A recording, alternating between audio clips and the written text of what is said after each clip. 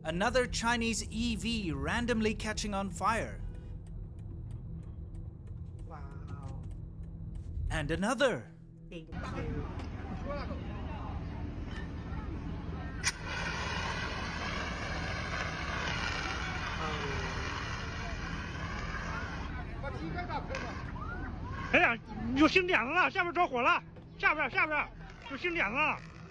And this whole truckload of them spontaneously combusting.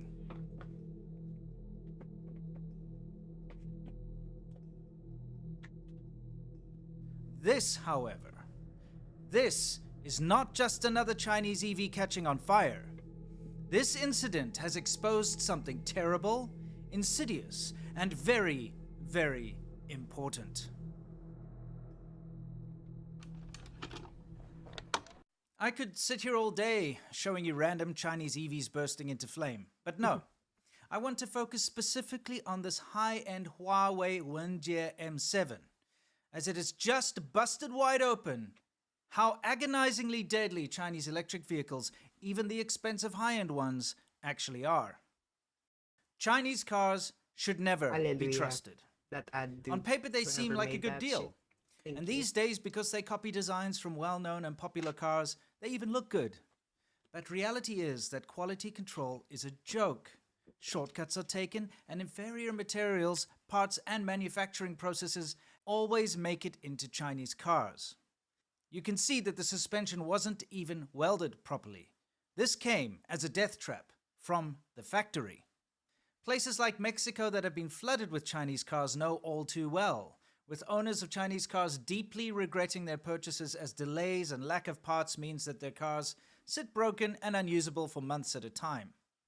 Never mind the fact that they're dangerous, like this MG for instance, in which the airbag did not deploy in a serious accident, or this brand new SUV which, embarrassingly, has to be towed by a clapped out old micro Chevy. MG has been a fully Chinese car brand since 2007. Don't be fooled by the name. But what I want to talk to you about is this one particular incident which involves one of China's most expensive and revered electric cars, the Huawei Aito Wenjie M7. What? Yep, a luxury SUV loaded with Chinese government-backed Huawei technology.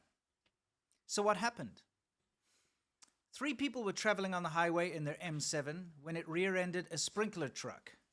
Guess those driver assist safety features like brake assist, etc. don't work. Tragically, the driver was lost, and the father and 2-year-old child in the back could not be rescued because the doors refused to open and could not be opened. First responders and witnesses also noted that airbags had not deployed. So, the situation is this. Car rear ends a slow-moving sprinkler truck. According to witnesses, the airbags didn't deploy. Rescue workers tried to get the 2 passengers out of the rear, but the doors refused to open. They did manage to smash the rear window, but the car was quickly engulfed in flames. Electric vehicle fires are fierce and fast-moving. Nothing could be done to save the occupants. This, of course, sent a shockwave throughout the Chinese internet, as Huawei and this SUV are a point of Chinese pride. The idea that they're unsafe death traps in which people can unnecessarily die in agony because basic safety features like the doors being able to be opened and airbags not deploying could lead to your untimely demise had people up in arms. That's when the Chinese government censorship machine leapt into action, erasing and preventing anyone from talking about this tragic accident. That is, until the car company released an official statement. Very strange, but according to their statement, the car was traveling at 71 miles an hour at the time of the accident, and they stress that the airbags deployed normally.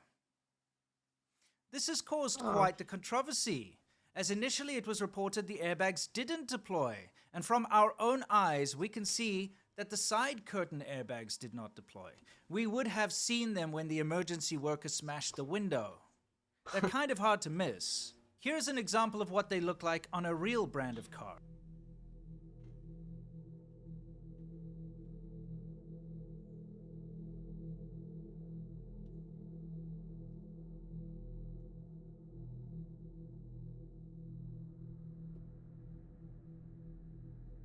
I mean, yeah, that's true, especially with current standards where they have like 6 airbags from the side.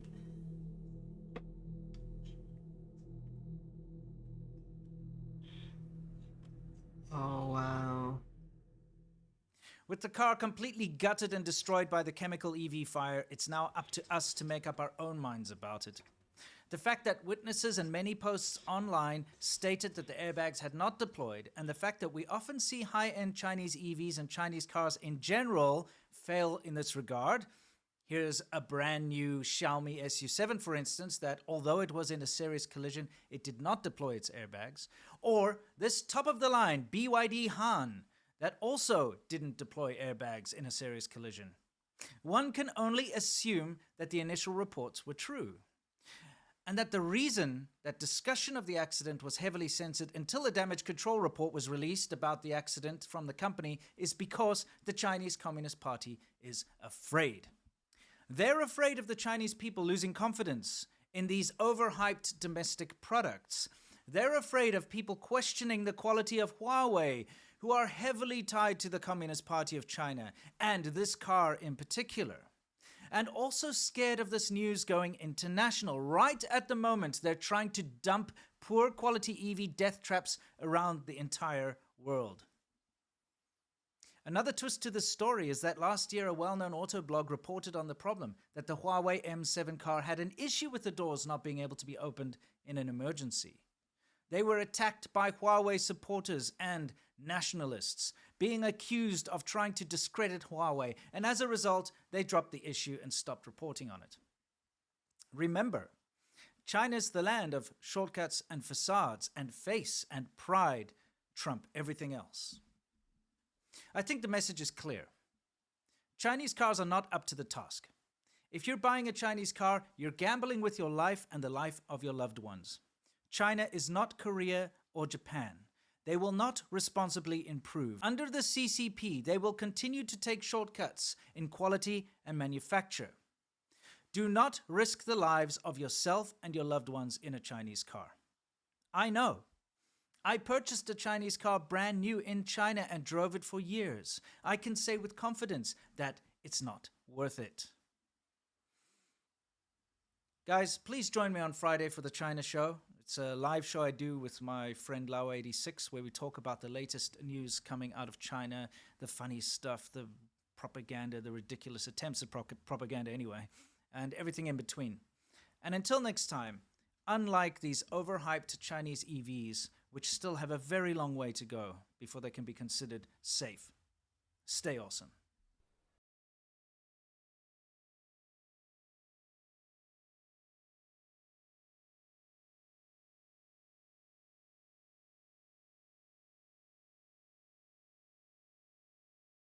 Sorry. Nah, I'm kidding. I was just gonna tease the dude because the picture looks ancient compared to his face, but nah, should be fine. He just looks so much different there.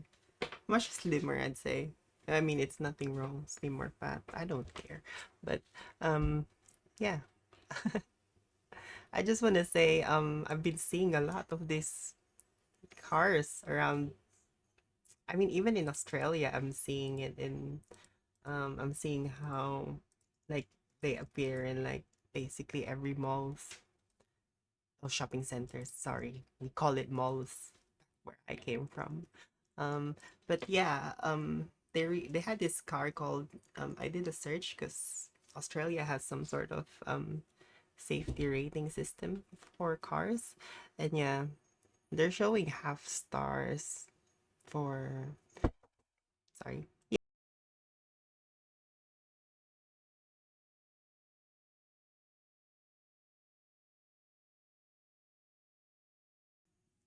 So, um, yeah, um,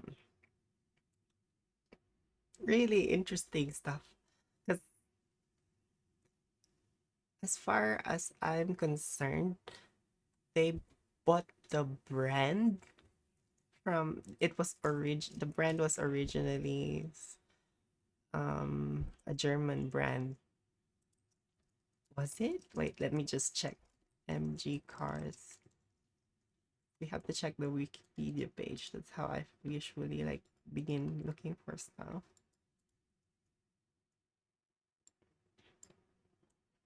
Because yeah, MG is a very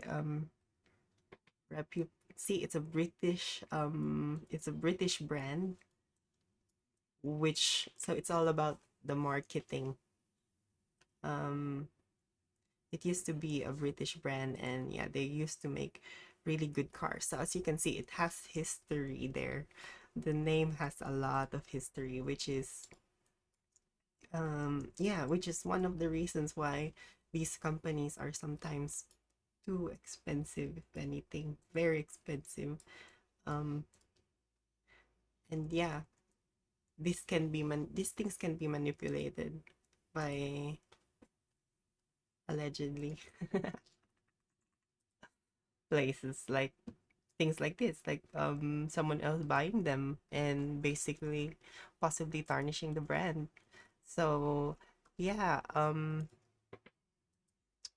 they had they had this MG5. It was tested 2023, so it was last year. This is a recent car.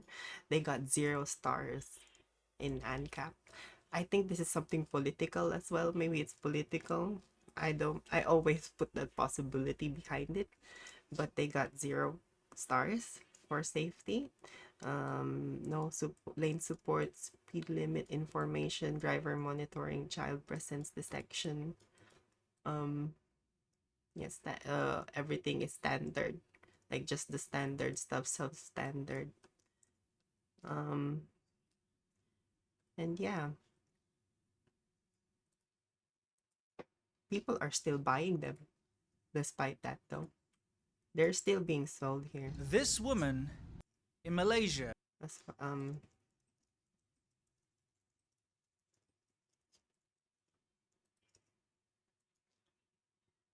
see, MG breaks sales record, cracks Australian top 10. So yeah, they're beating Tesla, which used to be one of the very one of the first electrical, like top electrical vehicles being purchased annually. But yeah, that's all I can say about this. I don't really drive, and I think people should do the research before buying vehicles like these. Sometimes it can look really appealing. It does. That's it, but we have to get to that idea of a facade. Like there's a facade.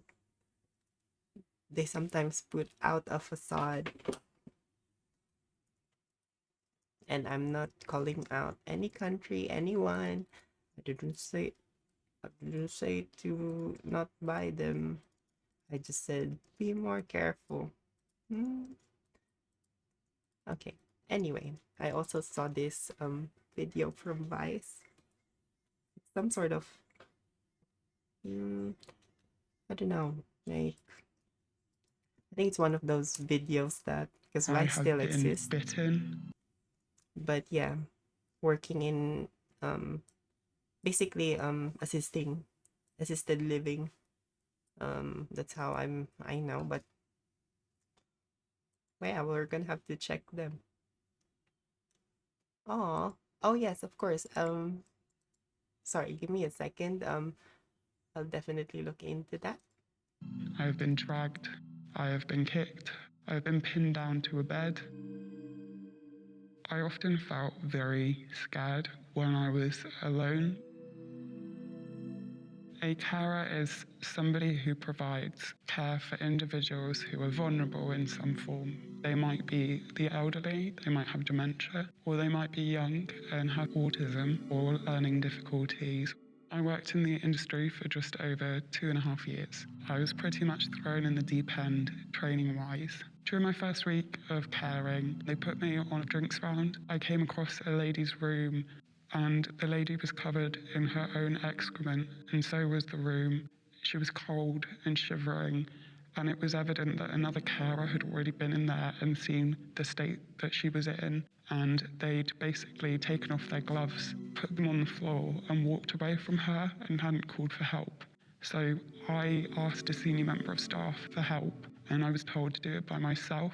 And a couple of hours later, another staff member kind of took pity on me and helped me. It was an awful experience because it showed a level of negligence that is just not acceptable. I did report this to another senior staff member, but there was no follow-up. During my time in care, I met some really highly motivated people who were absolutely incredible at their jobs, but these people were few and far between. I unfortunately did witness a number of cases of abuse. During my first instance of care with elderly people, I hadn't been on shift for the night, and I got a phone call from a manager in the morning to say that the police were involved in an incident that evening where an elderly woman got sexually assaulted by an agency worker. After that event, I didn't feel like I could trust colleagues properly.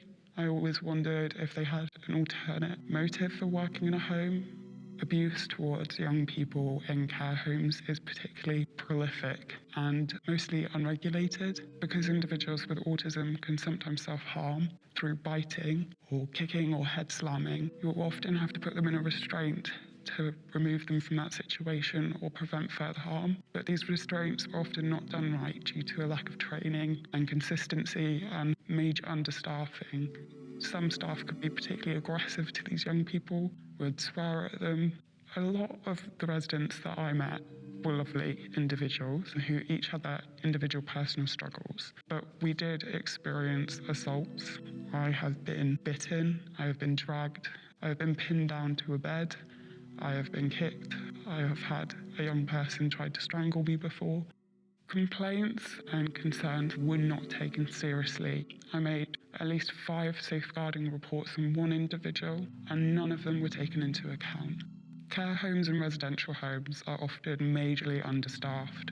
When you are understaffed, it puts an enormous strain on the individuals who are left to care. One of my homes, for example, there were 3 of us for 22 individuals, most of whom had dementia, and we had a broken down lift.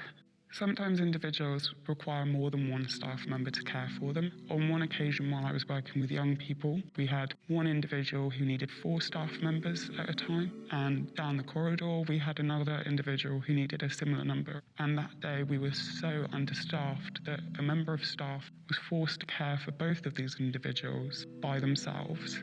It was often hard to give adequate care when you had so little time. There was an individual, for example, who developed a grade 4 pressure sore, and grade 4 pressure sores are down to the bone, and this individual had it on their spine, and you could literally see his spine. Family members are often mostly unaware of how understaffed residential facilities are. One of the client's grandparents found out how much inadequate care was going on around her grandson, and she really wanted to take her grandson home to find a different facility for him, but she was basically forced to keep him in this particular facility because she was told that if she took him out of it, that she'd lose all funding for him from the council.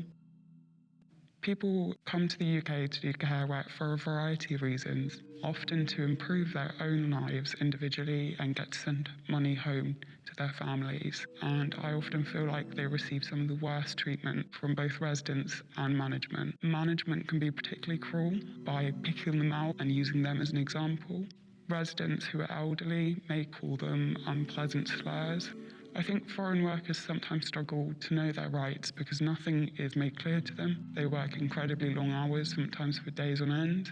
They are some of the hardest workers I have ever met, and they are very much appreciated by their fellow carers. After I cared for individuals with autism, young people, I experienced an emotional burnout. There was an incident that left me with post-traumatic stress disorder. I know that a lot of individuals ended up taking antidepressants, having worked in care, because we felt like we had failed our jobs and that we couldn't care for these individuals properly because of the lack of staff, the lack of payment. If I'd had to have continued working in care, if I hadn't been able to leave, I think I would have probably not been alive today because it was that stressful. When I started out doing my first care job, I only got paid £7 something per hour because of my age. And then by the time I left care work, I was still only getting paid just about £10 an hour. I think the care industry is definitely exploitative towards staff and vulnerable people. I think that vulnerable people are often seen as money signs by management rather than the individuals they actually are. If I had to have a loved one put in care, I would find it extremely hard, especially to trust other staff members. And that makes me feel awful because I know that there are really lovely people out there. Caring can be a life-changing experience in both good ways and bad ways. For me, it did help me build confidence. It helped me accept life as a cycle, and it is an absolute pleasure and honour to get to spend time with people when they are that vulnerable. I think society at large doesn't think a huge amount about carers until they need carers. The care system should be recognised properly by the government and given more funding. I think that every carer dealing with elderly people should have access to end-of-life care, and I do think that carers overall should be paid more and recognised as the good individuals that they are. Wow, that was, as you can see, that is really disturbing. So there's a lot of factors there. First, this sort of job, this sort of job requires the sort of training you need to get as a nurse, you know? Like it goes way beyond the nursing care. They need that emotional strength. They need that resilience. They need that idea of seeing poo poo in the sheet and be able to like manage the day. So yeah, first and foremost, it's something that's really really rigid, something that should require that sort of level of standards. Um, but at the same time, there is indeed that shortage. Like just like I mentioned before, how doctors themselves are having a shortage. Well, the whole industry of hospitals are having a shortage from support people to general aid care, like nurses, nurse assistants, and even aged care facilities. There's also this one movie called, I've seen it on I saw it in Prime, I think. It's from Rosamund Pike. She's from the Gone Girl. She's from Gone Girl, I think. But yeah, it shows how some of the practices that these people do in order to, well, it shows a creative way of explaining it, you know. Can be a little bit exaggerated, but yeah, it shows that general idea of how it works. Like some of these people are manipulated into selling their assets, into giving up their control to themselves, in order to, yeah, in order to be basically locked in facilities and things like that. At the same time, I think they should also be compensated a lot for this level of work. And it's so weird that this money, instead of going to the research and the development, it's going to someone else. I'm not gonna mention who, but it's definitely going to someone else that is not doing that sort of work, you know? They're just in it for the money. They're in it for a commission or something. That's what it looks like. They're trying to make money, because why are they being underfunded when they get so much money from this sort of shit? Um, I had an experience. Well, wasn't that long. Working. I think I mentioned working for a business service that helps aged care stuff. But yeah, um I eventually got to realize how that whole idea of making money from aged care is kind of manipulative. Even the idea of just giving them a service. Um, but anyway, I work for this company. Um, yeah, and after realizing how it works and calling these people and understanding how the whole culture is, I just started get freezing. Like I just started realizing after one call, these people, like sometimes they're older people, like really old. They're close to like 80, and some of them are alone. Some of them some of them have support of some sort. But yeah, they're ending up requiring more and all that stuff. So these people try to like find a way to make it sound like you really care for them. But when you actually show that care that they're saying, they start nitpicking things. And you're gonna start seeing what the actual goal is, which is to get you out of your house and move to a fucking facility. And don't get me wrong, it's okay at some point if you grow older, but there should be a, a like someone giving oversight to that sort of stuff. Someone like watching them, somebody. That's the power of media journalism. If someone keeps looking at these sort of stuff, calling them out for whatever practices they handle, they will be like, we have that choice to either believe them. Oftentimes we do believe them, but you know, that possibility of keeping yourself an open mind and seeing it for yourself how it works. Because yeah, I eventually when I worked there, I got to realize how manipulative and how insane it is. And I just cried one time. I think I wasn't that strong enough. You know, I lost my grandmother a few years ago. Like not even, I think it's just 3 years or something, 4 years. But yeah, I kind of regret things.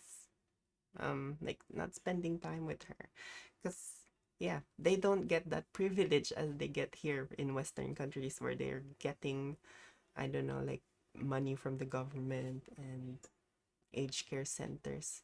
Oh yeah, and that's one thing as well.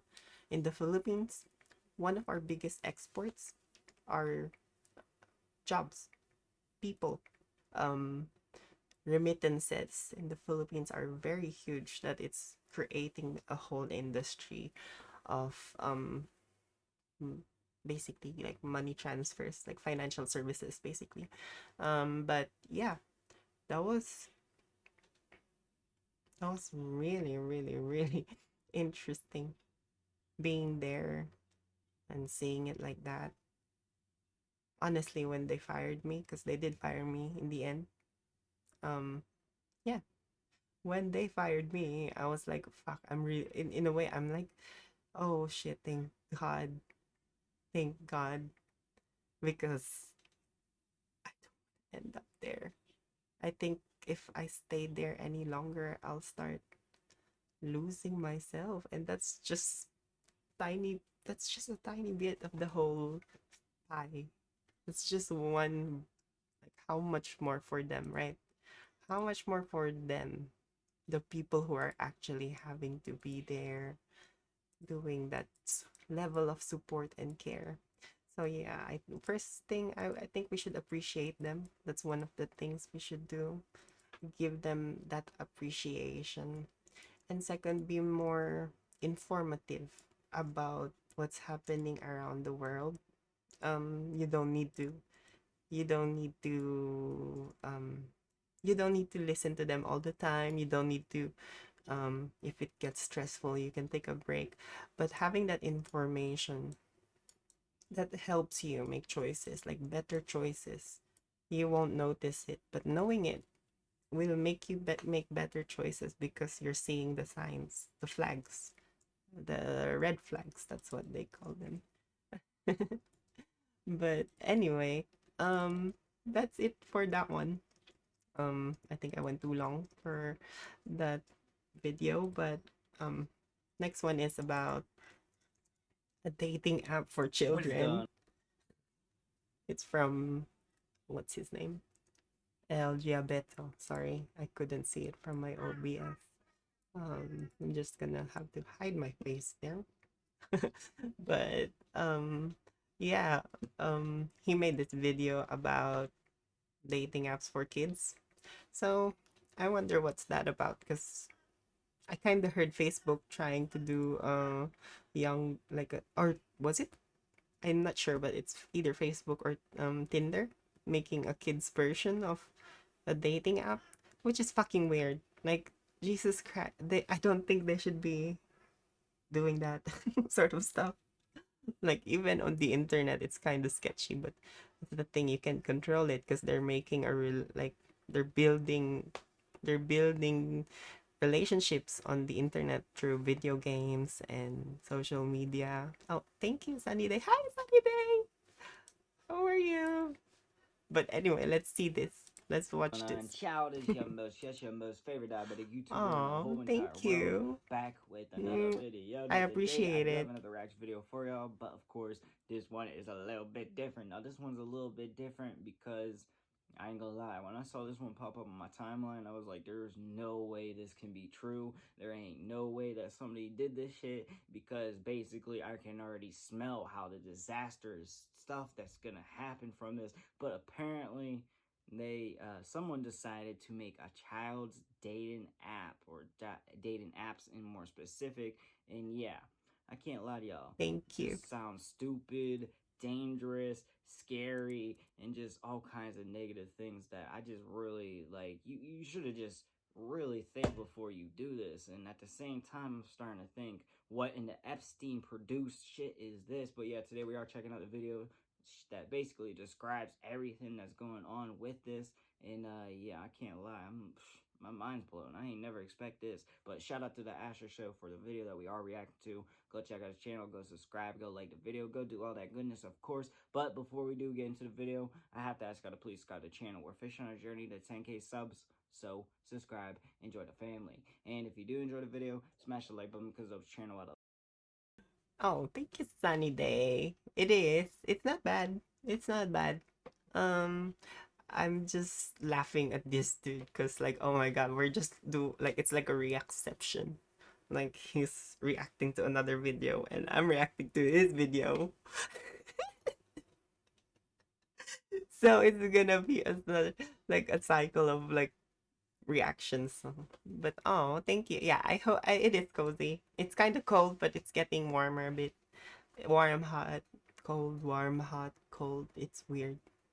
Like, I guess that's how it is in Australia at the moment, because weather, changing weather now. And with that said, It's gonna be cold soon. Because honestly, how's your day? I want to know, like, what the full lengths and, like, actual reasonings behind this all. Alright, y'all, no more hesitations. Let's get into this disturbingness now. I got an email from a company that wanted to sponsor me, and the name of the company was Wiz. First of all, I just want to say this video is not sponsored by Wiz. And if you go to the website, it says that it's a great way to expand your world and meet new friends. Real people Wiz your age.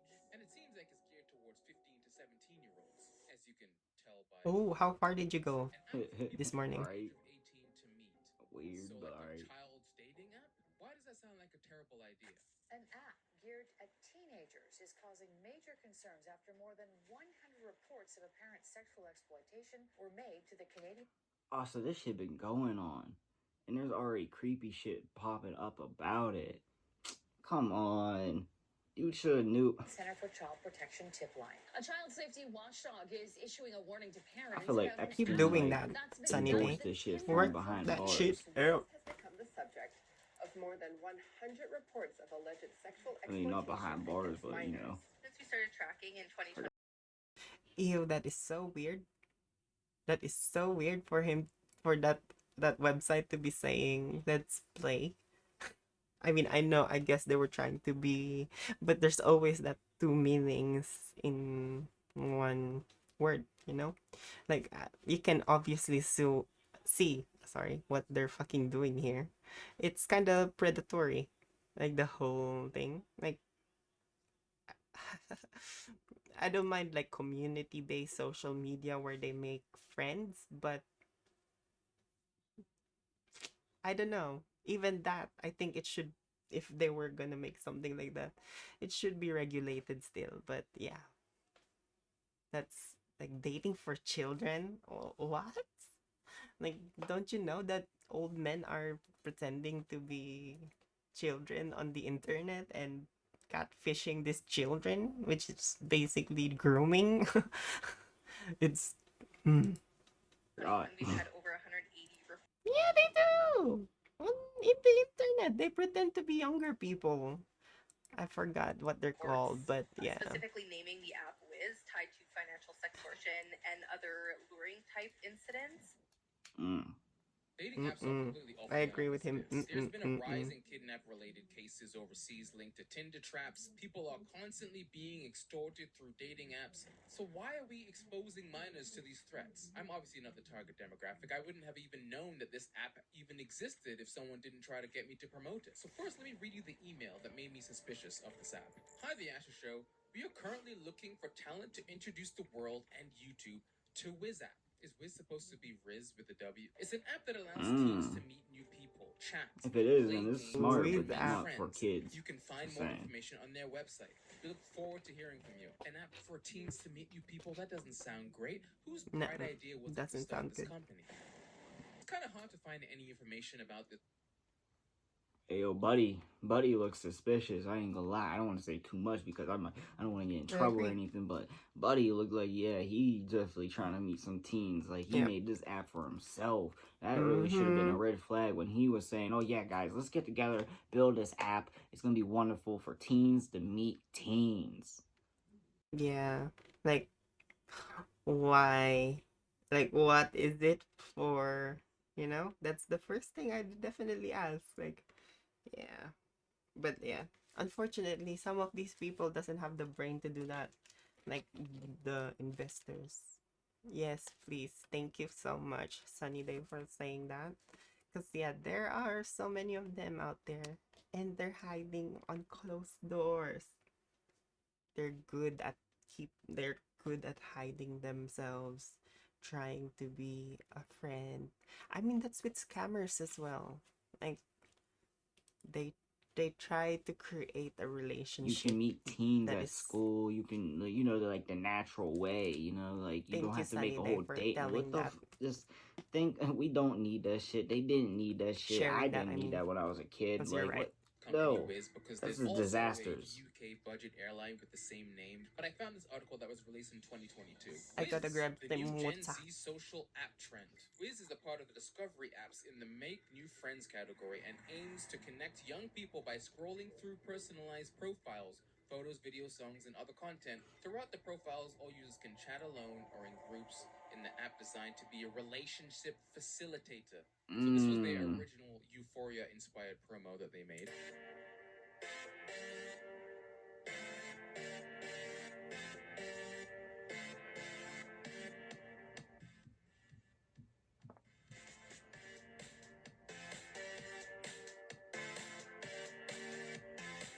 So this app was created by the tech company Voodoo Studios and was founded in 2023.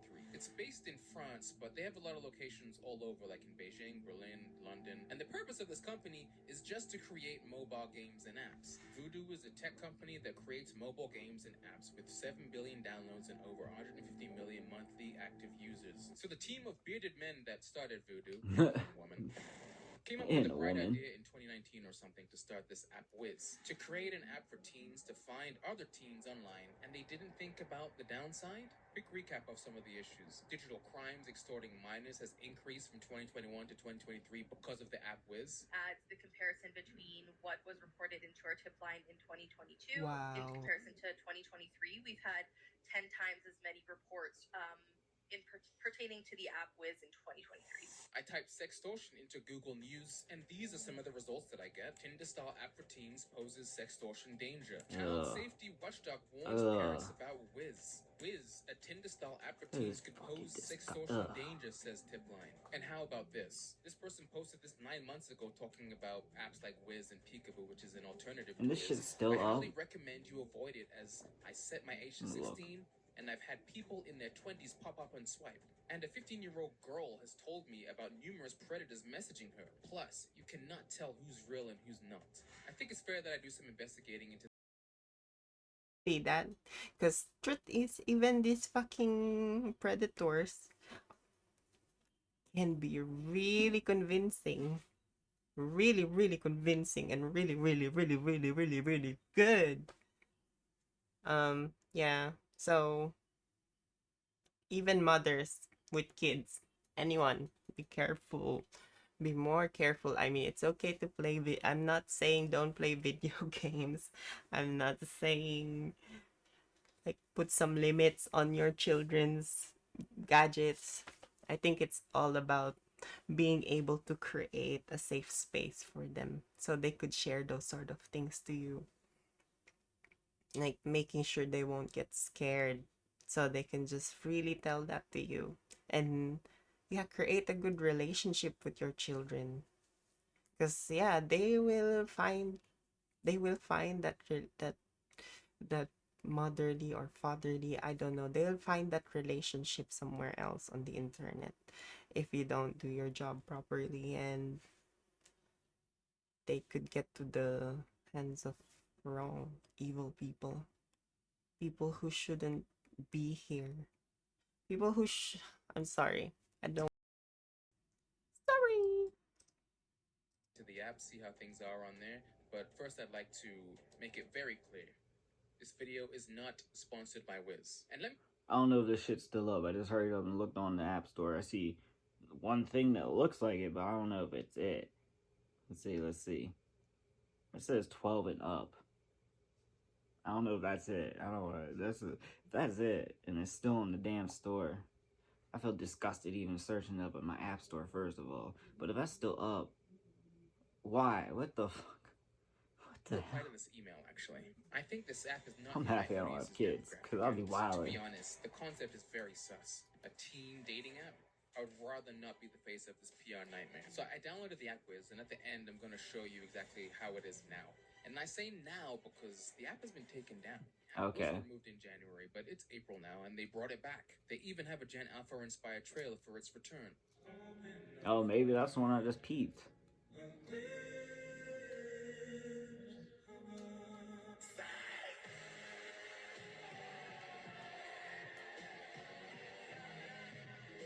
Originally, the app was mainly for people to hook up.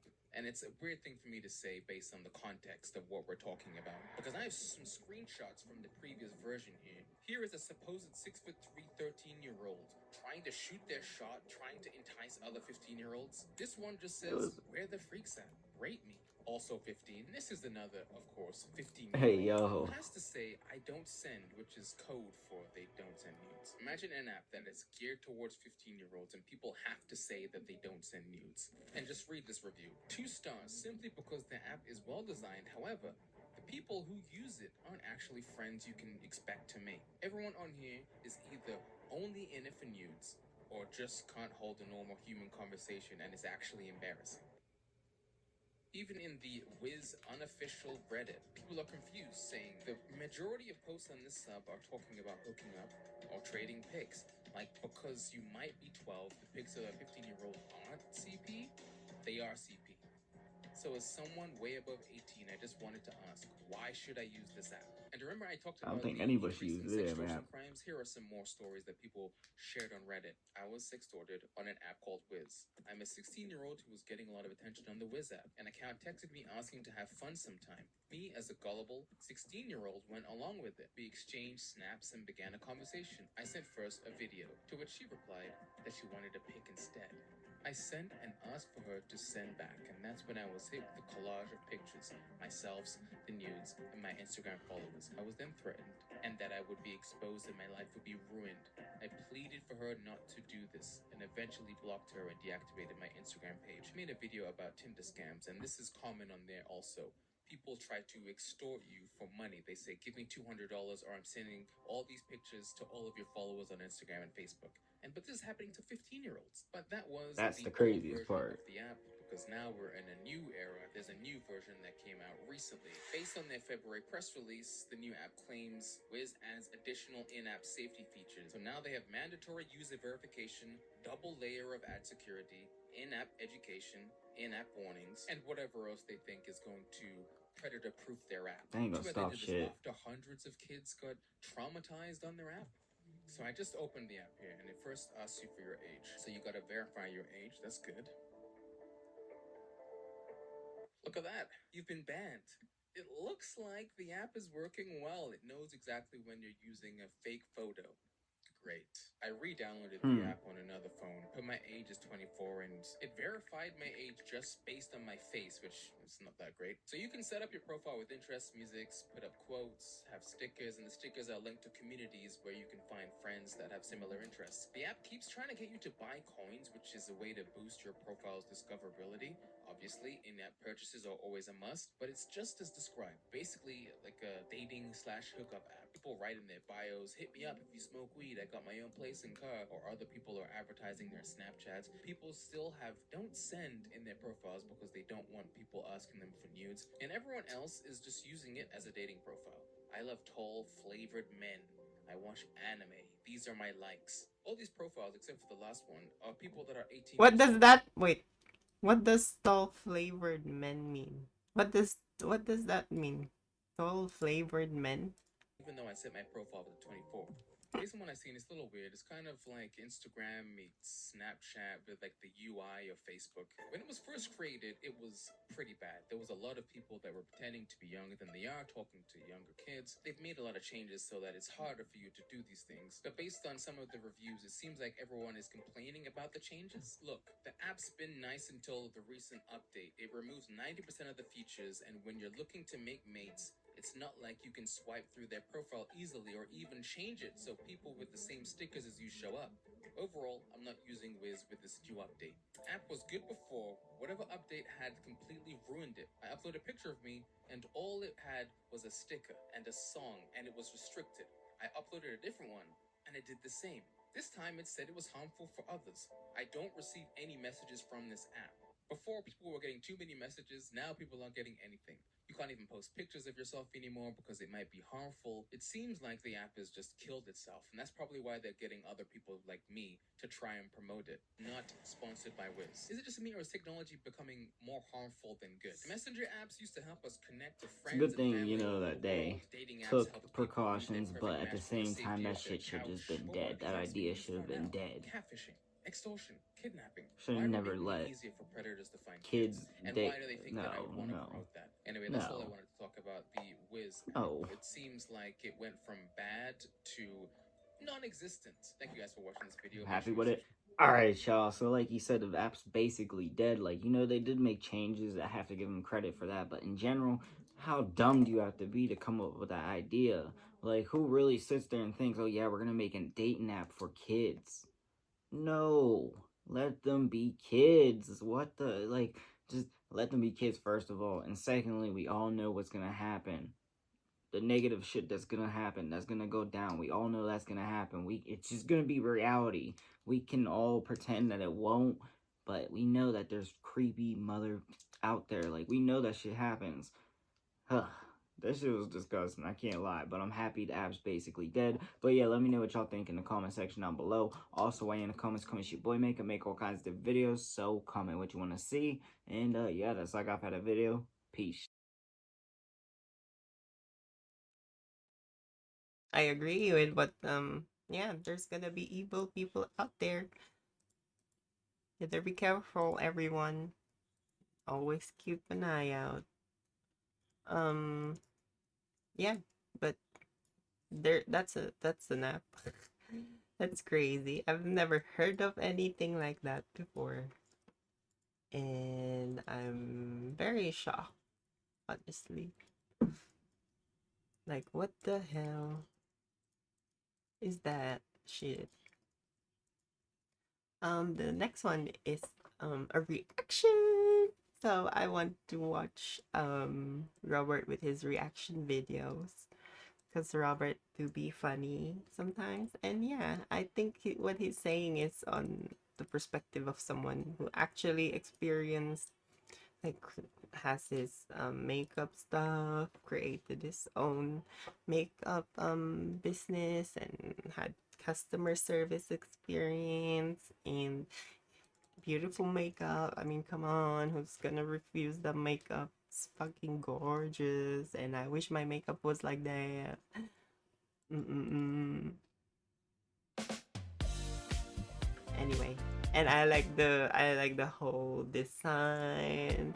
It's Well, giving it's come to that Ariana time of year, especially in the UK, in where it's kind of Sweetener. summer, it's kind of not. Today's freezing cold, tomorrow's a little bit warmer. We complain because we want it to get hot, and then it gets too hot, and then we complain, and then we complain because it gets too cold, and that's on being English. But one thing that's common across the United Kingdom in general, not just in England, we do like a bit of fake tan, right? It's very, very popular here. Perhaps it is the lack of Can't sun, relate. perhaps it's the lack of sun exposure, Can't but we relate. do like to be a little bit bronzed. Even me who hates the sun, I do appreciate a Yeah, I good hate the sun. fake Fuck the sun tan. sometimes. And as always, there are people who can take this a little bit too far. However, I came across this insane, hilarious, bless her, situation from someone called Mercedes2005 on TikTok, where she was trying to do a little bit of fake tan, and fake tan never really sticks to her, right? It never comes out how she wants it, as deep as she wants it, and it almost looks like she hasn't bothered. I believe is what she said. So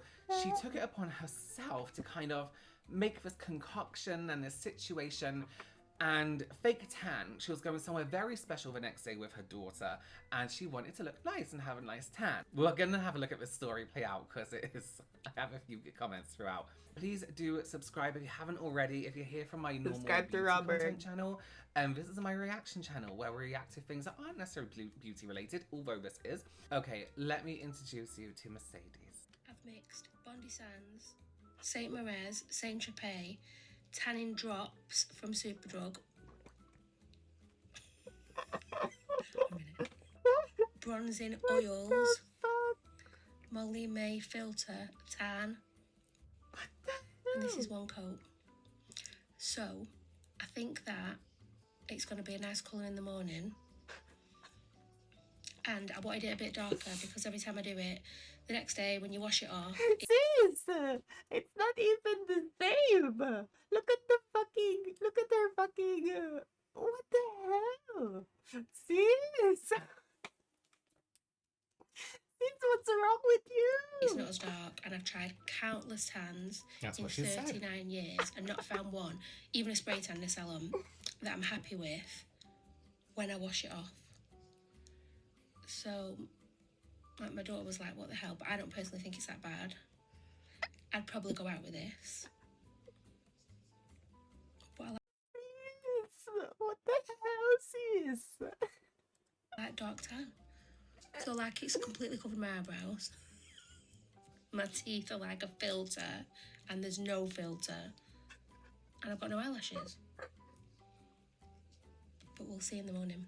I'll do an update, so I'll come back and check. When I first saw this, my kind of like makeup mind went into panic mode because the bases that I heard her mixing together include things like mousses, oils, drops, things like that. And I was like, how is this tan gonna sit on the skin properly with too many oils and too many different things involved in this? Now, you can get tanning oils, but they usually work alone by themselves, right? She's mixed quite a few different things together to kind of give her a deeper, richer tan. Some products in there as well were ones that sound like they're like the temporary tan, like bronzing drops are made just to sit on the skin and then wash off.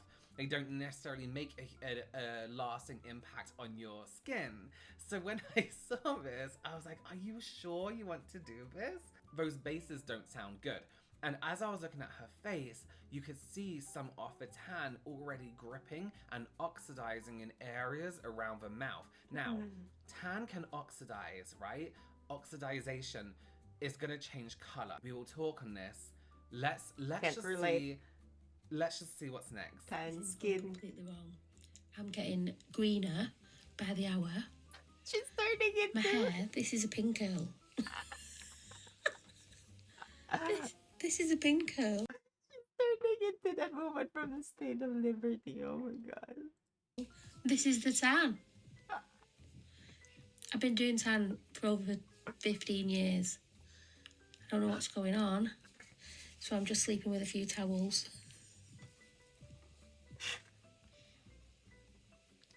Like, what do you think? What do you all think? Do you think when I wash it off it'll be okay? Or will it be really dark? I'm praying. I can sort it if it's dark, but I'm praying that it's not a tinge of green still. Like, you can't even see it properly, but... Well, obviously you can see it. But in the... I need to be back. I need to be. I'll be back really quick because I couldn't hold the pee when it's this crazy.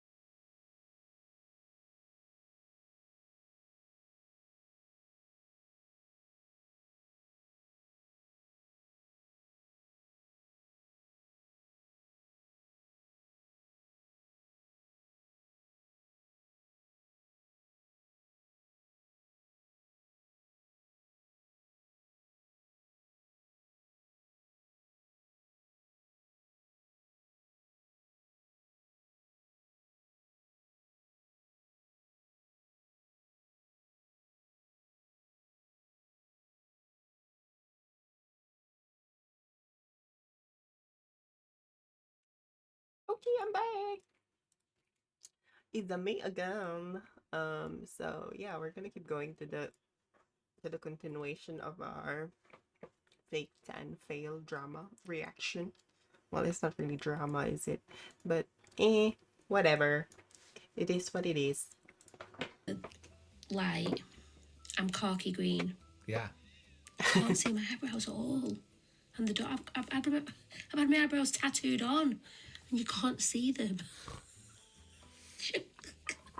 Teeth.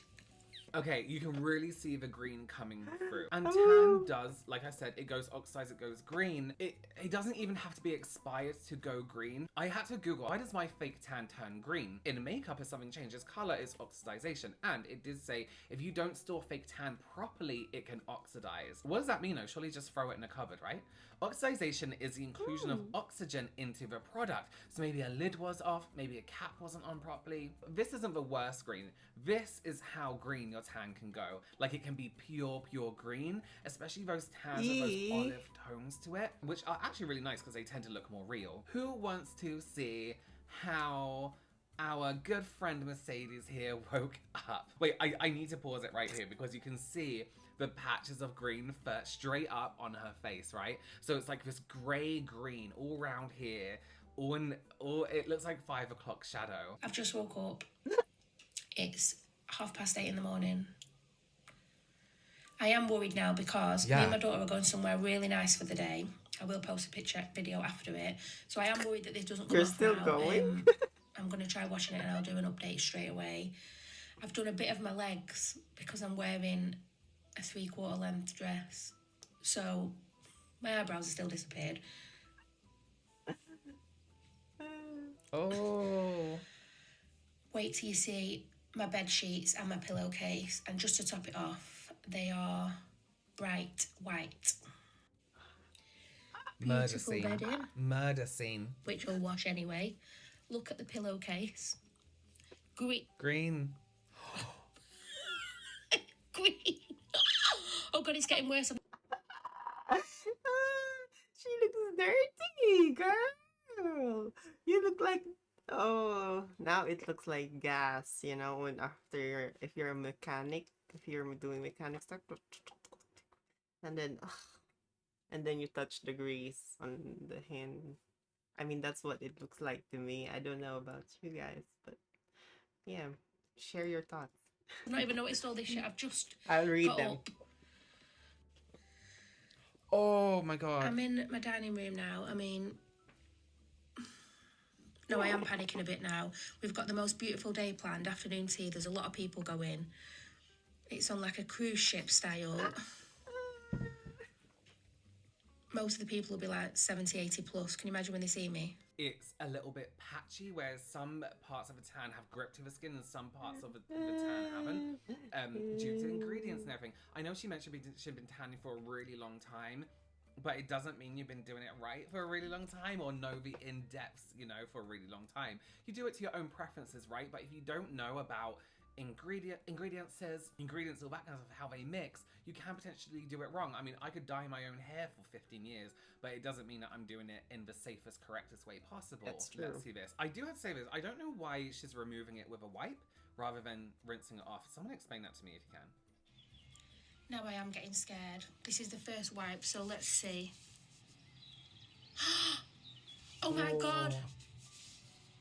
Oh no. Oh, I didn't think this would happen. I thought it'd be... It's coming off. It's coming off. Yeah, it is. I'm taking my daughter on this lovely day out today with a lot of people. Don't be ashamed. Please don't do this.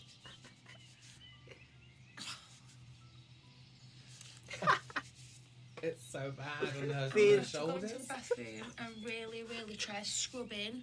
Some people are messaging me saying lemon juice. Don't put lemon Get juice in your another face. Holy shit. Yeah, that would Some have people have burned. messaged me saying lemon juice. Not lemon I just juice. need it mainly here to come off, don't I? I love Yeah. lemon juice.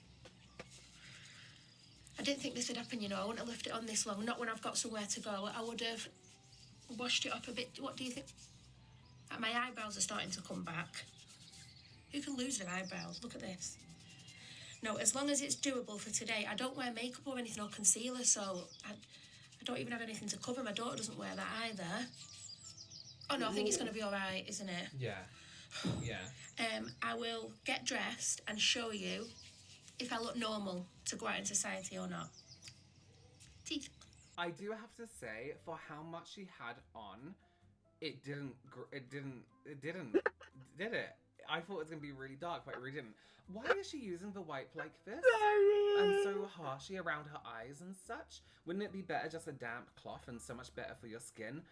Definitely not. Wipes are so awful. I wish people would realize. The good news is this comes off. There is a lesson to be learned here. Girls, update.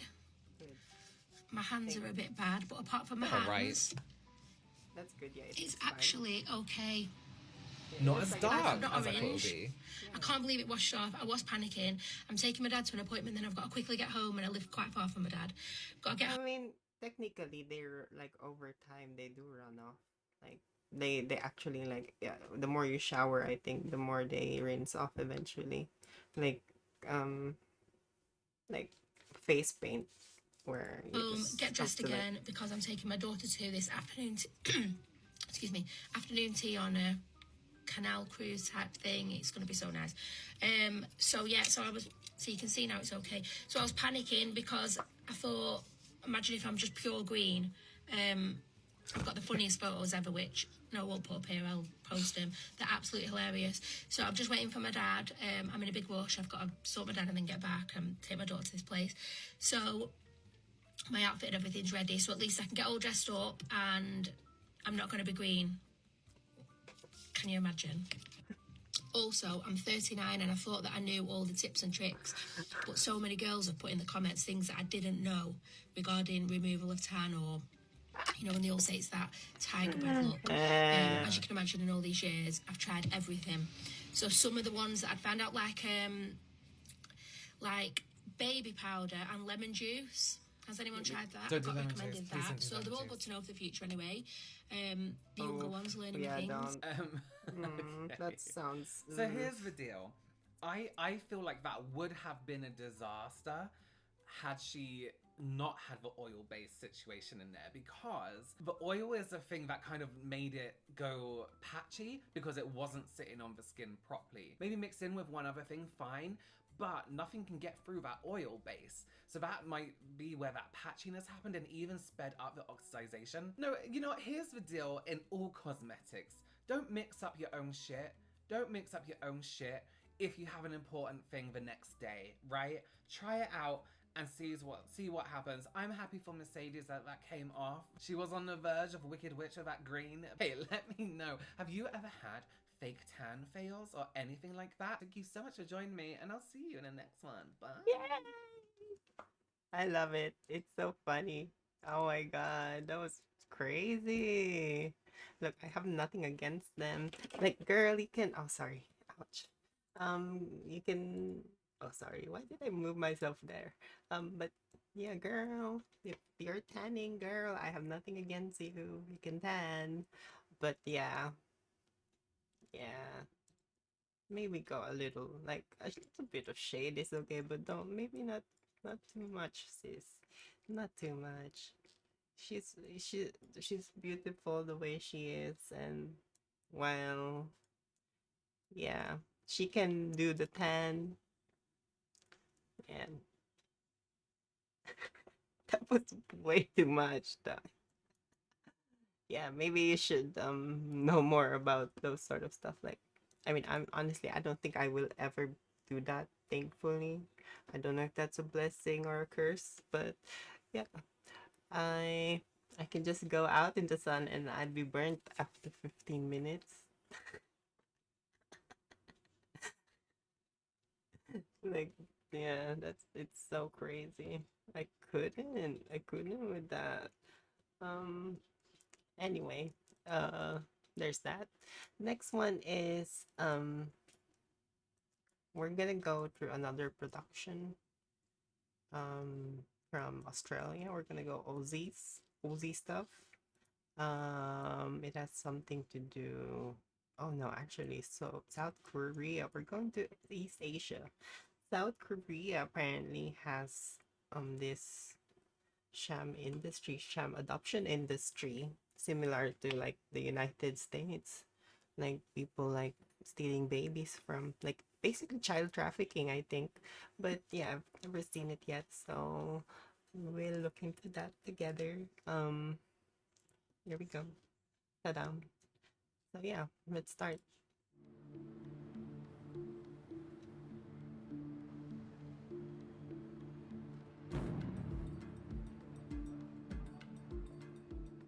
I'm in Seoul, one of the most dynamic Seoul. cities in Asia.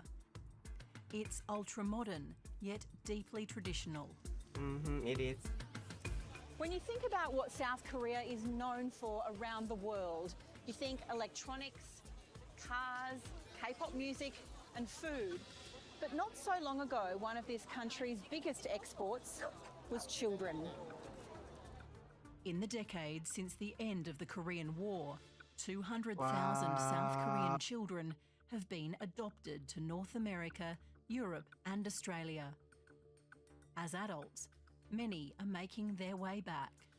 I'm Nicholas Green. My name is Bun Young Han. My name is Ji Young. What? My name is Peter Muller. My name is Emma Goodman. I'm Samara. My name is Julian. My name is Insu. I was adopted from Korea to Massachusetts as a baby. 1 year old. They're trying to find their birth families. This is my life. It's my identity. I've been looking for 20 years. Please give me the truth. And connect with a country they've never really known. The language has been challenging. In the process, Korean adoptees have been meeting each other, comparing stories, and some are discovering alarming patterns. This is just a tiny bit of the evidence. There are allegations of adoption documents falsified, identities duplicated, and even children stolen. 5살밖에 안 돼. 5살도 잘 안 되는. We were pretty much sold for a profit. Human trafficking. That's absolutely what I think.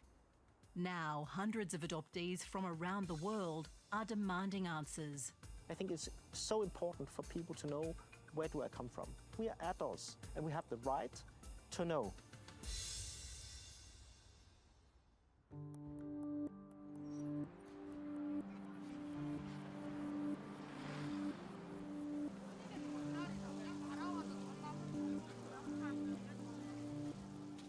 At the busy Gwangjang market in the centre of Seoul, Mary Bowers is just another face in the crowd, and that's the way she likes it. How do you find living here compared with the United States? It's easier. It's much easier. Coming back to Korea, everybody looks like me. Like my entire body has relaxed. Mary was adopted to America in 1982 as a baby. In 2020, she wondered what it would be like to live in South Korea, so she took the plunge and moved to Seoul. What's your favourite thing about Korea so far? This sounds incredibly strange. My credit card. because it was the first thing that I. Oh my God, credit cards. I was a victim of that. Nah. But yeah, they're an illusion. So don't get to it. You gotta learn first. Gotta make your butt first. That had my name, like my Korean name, that was not an adoption paper. It's tangible. So every time you use that credit card, do you have a sense of this is me? Wow. Yes. Yeah. And that's how it shows how identity is very important to people who are. Yeah, I think I saw the similar experiences in Aboriginal communities in Australia before they got like back then they got when the colonizers arrived to Australia, there were some families. There were some I'm not sure, priest or like people. Basically, they were like they confuse this the Aboriginal Australian tribes um into surrendering their children. And yeah, some of those are adults now. Some of those Aboriginal Australians are adults, and they had to like find their identity, like who am I, because you're gonna get through that. I don't want to generalize everyone, but for me and for basically everyone with culture, like an identity, who's not, who's different from the common people. I think having that identity is very important. It shows, like, from the very idea of just who your mom is or your dad is, grandmother, grandfather, to their story, like how they met, how how they met to how they made you, really. Not really the exact details, but like how did you exist in this planet? And yeah, like, it's doesn't matter. Sometimes it's bad. There's a bad past behind it. Sometimes there's good things around it. But that answer alone, that information that they get from who they are, it's very, very, very fulfilling deep inside. Like, it's like a whole experience, a cleanse.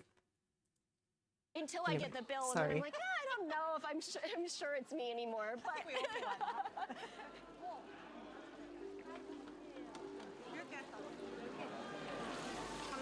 lots of flavor, a little bit salty, pretty crispy. Very good. These are just right. Mary's adoptive parents were told that her birth mother was too poor to raise her. My adoptive mom, she really thought she was doing something altruistic. But once in Seoul, Mary tried to find out more information from her adoption agency, and what she was told did not add up. The story that my adoptive parents were given was completely false. How do you know that? Because in my adoption papers, there's conflicting information. So all of the paperwork that was required by U.S. Immigration classifies me as an orphan. No record of my parents, but also in that same file, in the English translation, there are 2 people identified as my parents. Mary went to her adoption agency, Eastern Social Welfare Society, several times for an explanation, but they've never been able to provide one. I thought that I had the pieces. I really thought I had all the pieces. So then to find out, wait a minute, none of that was ever true. Not only do I have to undo a lot of the puzzle that I made, now I have to find the pieces that actually belong there.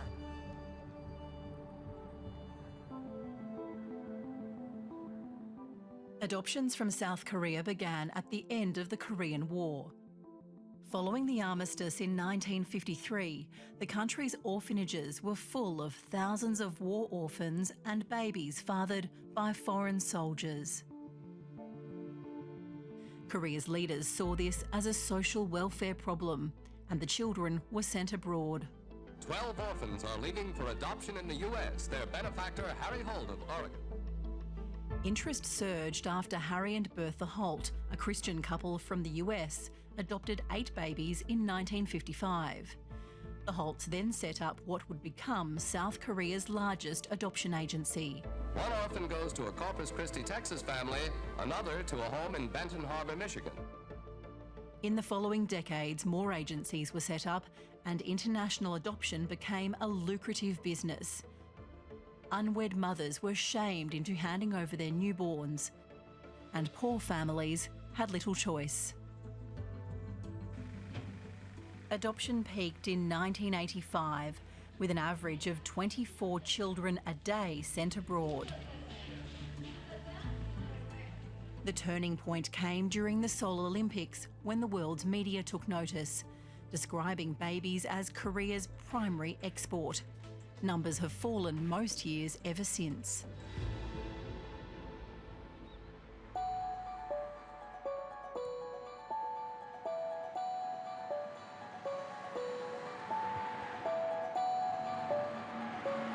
Many people ask me, why do you go to Korea? I came here both for the research, but mainly for the learning the Korean culture, just to be here, have a daily life. On a Saturday morning on the outskirts of Seoul, Danish adoptee Anne Anderson has come to her Korean drumming class. Anne was adopted to Denmark as a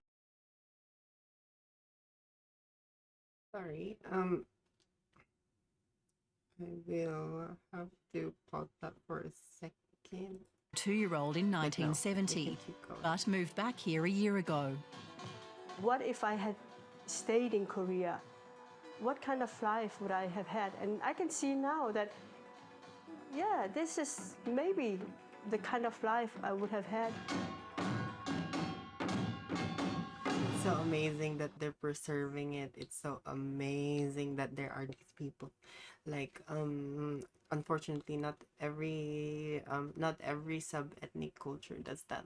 Like, some of them are going extinct somewhere in the Philippines, for example, where they're not getting resources like from paper to books and the internet. It really sucks, and what happens is their culture disappears.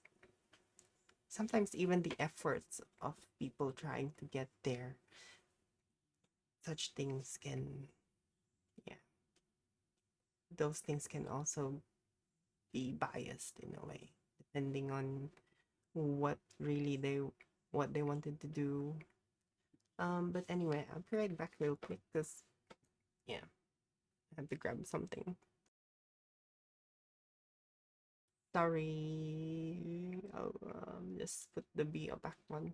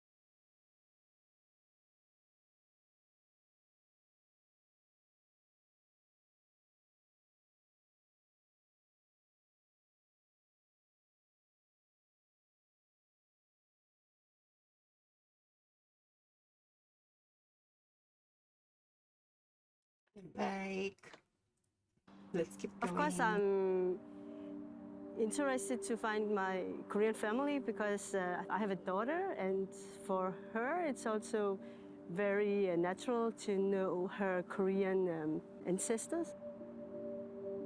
I've come to find out how Anne's search is going.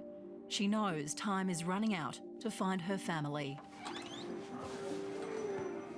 I'm 55 now, so if my parents are at least 15, 20 years older, so they are at least in their 70s. Well, of course, I cannot wait 20 more years, and even they might have passed already, so yes, time is running out. Anne believes the answers are held with her adoption agency, Holt Children's Services. How long have you been searching for your identity? Yeah, so this May I have been searching 20 years. My first travel to Korea was in 2004. Thank you, Dragon Knight, for and following. I went to Holt Agency, and they didn't give me any information. How many times have you tried? I went to the Holt office, I think 5 or 6 times, maybe 7. Thank you. And they always said, your file is empty, because my adoption file says no record for mother and father's name. So they always just refer, it's empty. Did they find me on the street? If they did, then the police should have made a lot of documentation. If I was relinquished, then the father and mother should sign papers. If this was a legal adoption, they should have those documents, but there's no paper. So did the child just fall down from the heaven? Holt still has a large presence in South Korea. Anne had pretty much given up on getting any more information out of her adoption agency, but she asked if we could try on her behalf one last time. Over the past 3 weeks, I've sent them 2 letters, and my Korean colleague has called them at least 5 times, and we've had no response. So I've got my letter again, and we're going to try in person. I don't have too high expectations, but yeah, I hope they will show it to me, but who knows? Let's see what happens.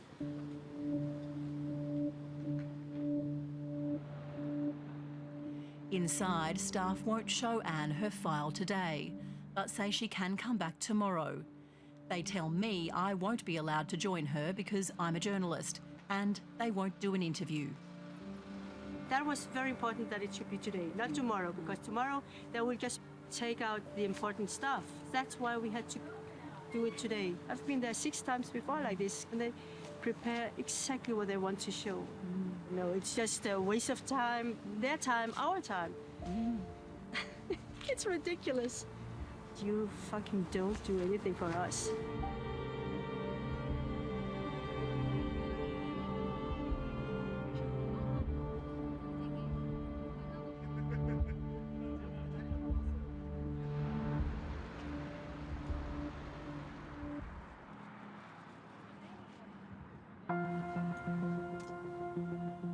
The next morning, we return to Holt for another go. We talked for nearly 2 hours, so she took the time. But what was he saying? Nothing. Were you allowed to look at anything? I could see my papers, and then some of them were not the originals, so I said, where are the originals? Blah, blah, blah, blah, blah, blah, blah. So they got lost or so this, and we are so sorry. She said that at least 20 times. I'm so sorry. She's not. I said, no, you're not. That's your work. This is my life. This is my story. It's my identity. I've been looking for 20 years. Please, give me the truth.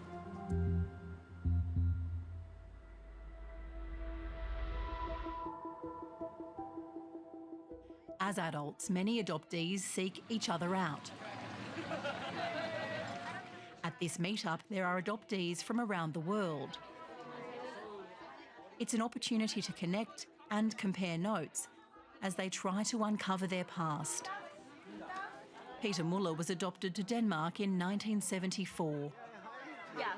Yeah, the names are totally different. Totally different. We will help you in any way we can.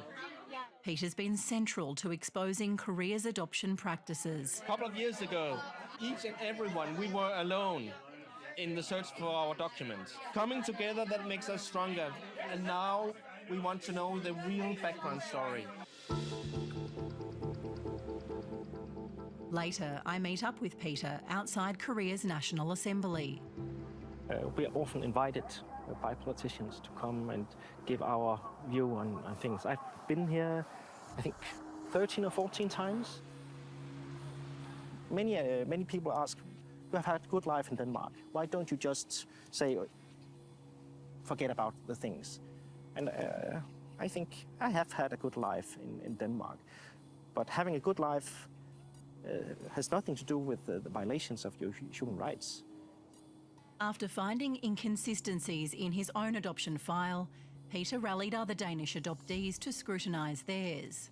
We collected all the stories and then we decided to go to the Truth and Reconciliation Commission in Korea. And we made a formal complaint to the commission in the hope that they would investigate the case. They started with 51 Danish cases, then word spread. They eventually submitted 375 cases from adoptees in 11 countries.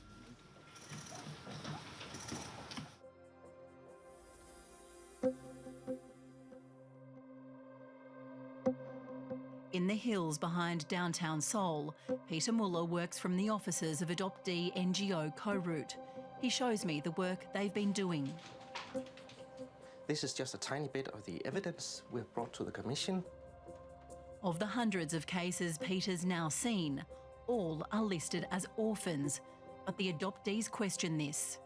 They are both orphans on paper, but their families, biological families, they are described in the documents. And that is a strange thing. You can't be an orphan and have your parents described in your documents at the same time. And in some cases here, they've even found their biological parents. So when they reunite with their families, they learn the truth. Yes. The next thing is the similarity. All the documents, all the cases here, they have exactly the same description. In one city, at least 52 children were given identical backstories. They were abandoned with a note with their name and birth date. This one too, known by the paperslip which was found in her clothing. Yes, and here, known by the paperslip Found in her clothing. That's a lot of missing children with a paperslip in their clothing, isn't it? Exactly. So imagine that in the 1970s, in Busan, the street should literally be scattered with baskets with children. What it actually tells us is that the agencies, they use templates for stories. There's also an admission from one adoption agency that it falsified documents.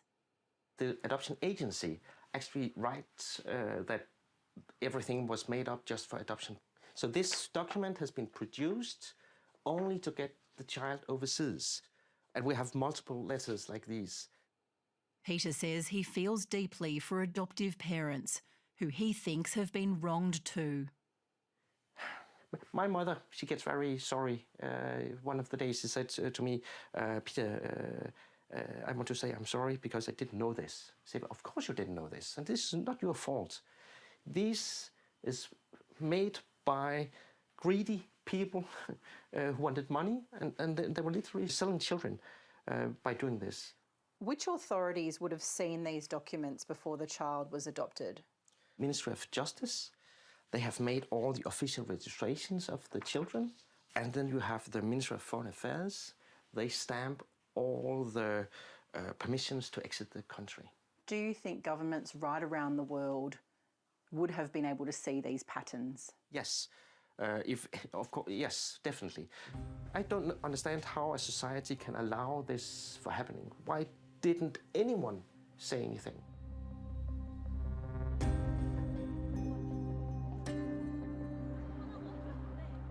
South Korea's Truth and Reconciliation Commission is tasked with investigating historical human rights violations in this country.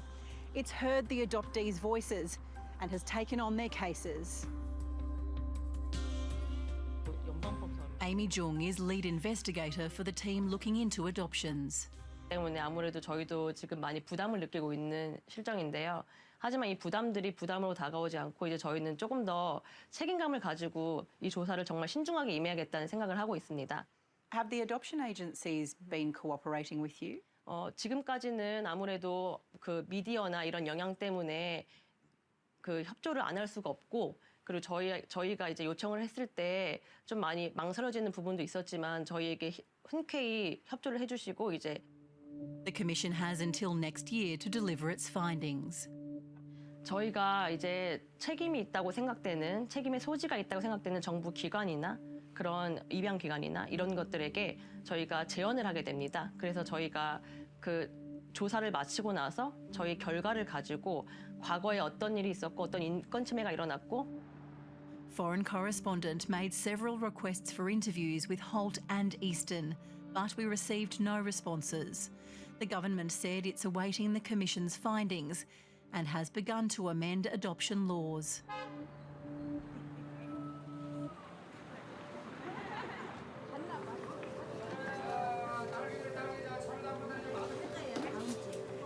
이거 하나 사자. 이게 사재. 줬으니까 그냥 가져가. 예. 아유, 다음에 일로 올게. 오, 맛있는 냄새도 난다. 저는 이 동네에 한 41년째 살고 있고요. It's not just adoptees affected. There are also birth mothers searching for answers. Hunte Soon is one of them. She's a vocal advocate for birth mothers and adoptees. Today, my colleague Sue and I have been invited to lunch at her home. 안녕하세요. 안녕하세요. 안녕하세요. 들어오세요. Sophia. Thank you.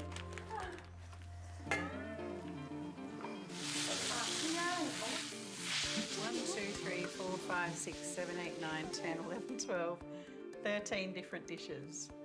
More? More? 조금만. 얘 누구 초대하기가 그래서 내가 힘이 들어. Smells so good.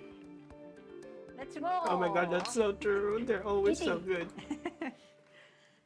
Over Even on lunch, the our conversation turns to family. How many children do you have? 자녀는 몇 분이세요? 3명. 큰애는 미국 사는데 걔는 잃어버렸다 찾았어요. 그 44년 만에. On May the 9th, 1975, Hunte Soon's daughter disappeared from the front yard of their home. 그랬는데 저렇게 애를 훔쳐다가 멀리 갖다 놨으니까 애가 얼마나 엄마를 찾고 살았겠어. 그 생각만 하면 아주 내가 그냥 너무 속상해. How long did you look for her? 44년 동안. 44 years? You never stopped looking? 안 더.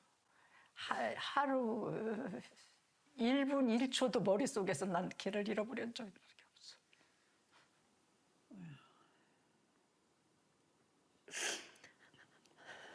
She must have been so scared. 매일 엄마 찾아달라고 그랬는데도 너는 엄마가 버렸다고 그랬대. She kept saying, please look for my mother, and they said that you are abandoned. 5살밖에 안 돼. 5살도 잘 안 되던. 너무 속상해.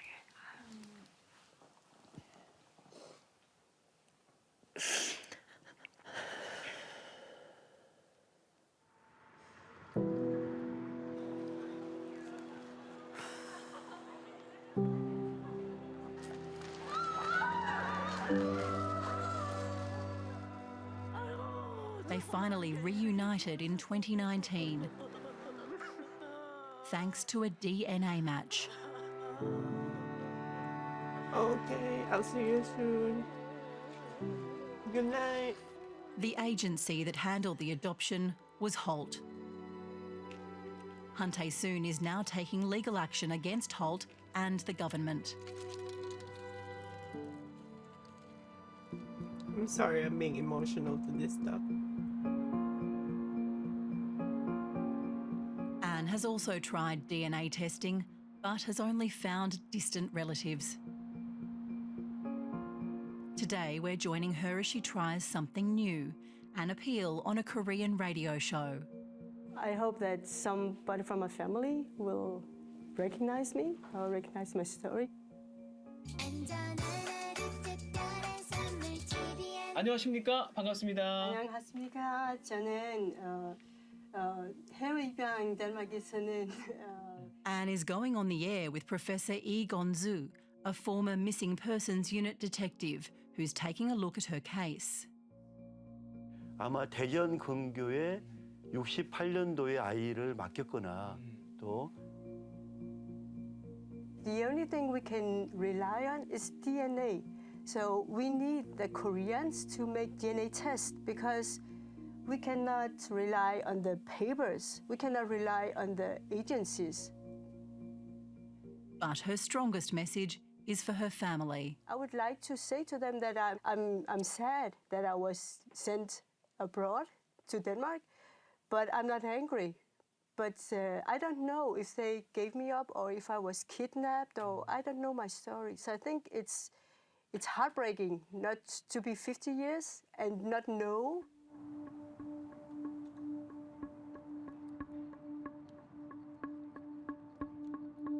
To me, coming to Korea was about finding the things that do actually matter, that are important, which is, you know, family and truth and identity. And so even though it's been an adjustment, it's been worth it so far. To find other people who have had similar experiences and to have my experience validated as, wait, this happened to me too. You're not losing your mind. You're not going crazy. Like, this is something that was pervasive. With no answers coming from her agency, Eastern, Mary turned to DNA as well. She did 7 different tests. As exhausting as that process has been, it's been worth it so far. Because? So, after all of that, I found my baby brother. The DNA testing led you to a brother? A 100% DNA match. So we are not half siblings, we have exactly the same parents. Yeah.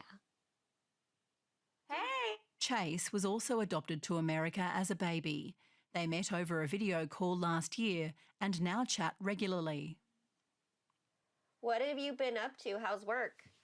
Been playing some online games with friends. Check this out. I got the side-by-sides, but they rotate. They've compared documents and found even more discrepancies. His story we know is 100% false, or I would not exist. The story his adoptive parents were given was that he was abandoned also by a single mother who did not even know who our father was. She apparently went to a bar, according to his documents. I am 23 years older than my brother. That is a very long one-night stand. It's not possible. What's your theory? I think maybe initially, the years immediately after the Korean War, there may have been humanitarian need for children to find families. But as time went on, the adoption agencies found there was significant money that people were willing to pay to adopt a child. And so we were pretty much sold for a profit. Human trafficking. That's absolutely what I think. Yes.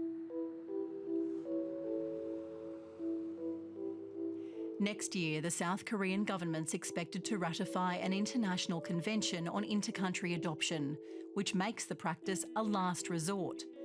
Any cases would be managed by government, not private adoption agencies. Adoptee advocates hope the Truth and Reconciliation Commission will lead to more change. I would hope to see historical acknowledgement of what happened. an official apology from the government, and then some kind of restitution for what happened.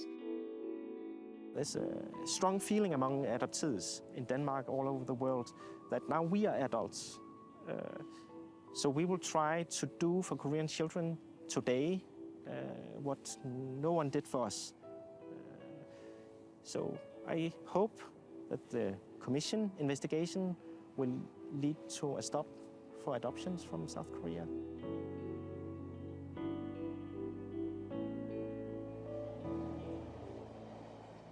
As the adoptees here wait for the Commission's findings, they're getting on with their lives. Mary and fellow adoptee Nick are enjoying a perfect Sunday in Seoul. Chicken and beer by the Han River. It is a little hot, which is weird. We've had so much strange, like, back and forth weather. Starting to sizzle. The adoptee community here is growing and momentum for their cause is building. For me, I think I'm more of a latecomer to the game. So I moved here 8 or 9 months ago, and I know that there have been adoptees that have lived here for a few to like even up to 10 or 15 years. Yeah, it's definitely been a roller coaster. Like, I have good days where it's like I feel like I've learned a lot and I've made lots of connections and I feel pretty great. There's also days where I'm just like flat on the floor. I can't breathe. I can't move. I can't handle anything. And it's a thing. But every day and every new piece of information is one step closer to completing the puzzle. So yeah, your brother, that's exciting. I'm excited yeah, for you. So it's a big thing. I'm going to meet him in person in June for the first time. And his favorite food is fried chicken. And I was like, he's definitely mine. Done. Done.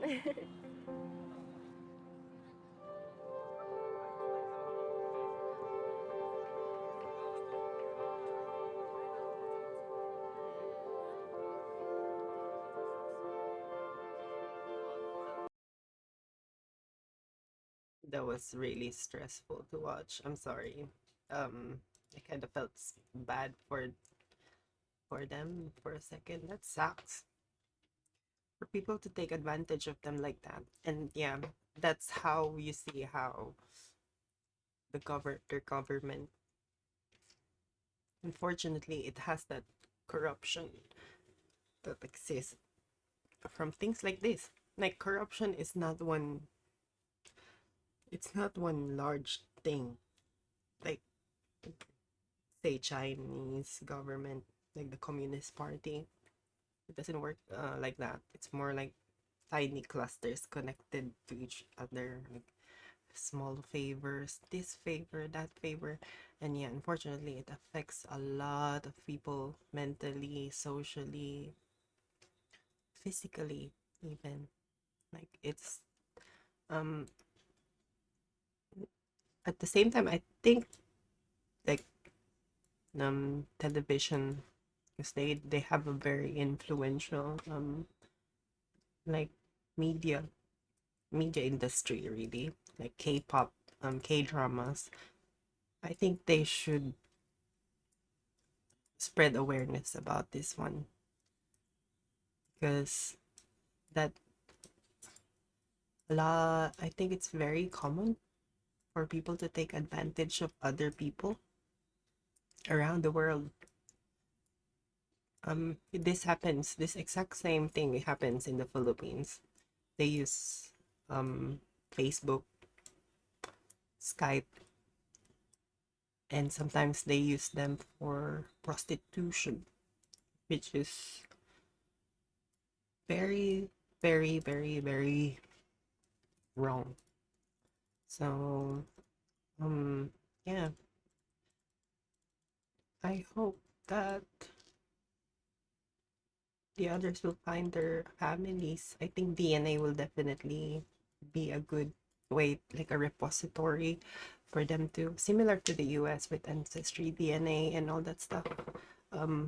Their genetics would definitely help as to who they are, who their mothers, fathers are, who was their siblings. That connection, that I, you're here, you belong here. and that validation that's always gonna be in their head, which is who they are. It's like again. But yeah, that was really, really good. Like I really enjoyed it, but I think the best way they could spread awareness is, yeah, unfortunately it sucks to say this, but yeah, through shows. Like television shows. Tools. Anyway, oh my god, it's fucking 49 minutes. Oh my, never mind. How about we see the fiasco? Bags. We all use them sometimes. Back in the day, I It's remember too when we long. all used to carry stuff in our hands. But then Roger Lloyd Bags created bags, and now we can put all of our stuff in a bag. Around a month ago, Trader Joe's released a bunch of mini tote bags, and people have gone crazy for them. They went absolutely bananas over them. Shoppers at Trader Joe's know there's a lot to celebrate about the beloved grocery store, but thanks to TikTok. It's a funny way of starting an article. Shoppers at Walmart know that there's so much to celebrate in their beloved What the store. hell? Once a year, they celebrate Walmart Day. Everyone wears Walmart clothes and sings all of their Walmart songs. But thanks to TikTok, consumers are now packing the aisles just to get their hands on the Trader Joe's miniature tote bag. It's the Yes, like this guy with the good tote facial bag. hair says, Trader Joe's has released the fuck? mini tote bags that are quite cheap. Well, cheap compared to, we'll see compared to what in a bit. It's a limited edition tote bag. It costs $3. I just called my Trader Joe's and they have the mini tote bags. We're going. I don't know if it's gonna be anything crazy like that. I don't know if there's gonna be like people waiting for them to open the doors. There's gonna be people killing people to get these tote bags. That's what we're gonna see in a bit. There's so many people in line. Oh my god. Any murders? Any murders yet?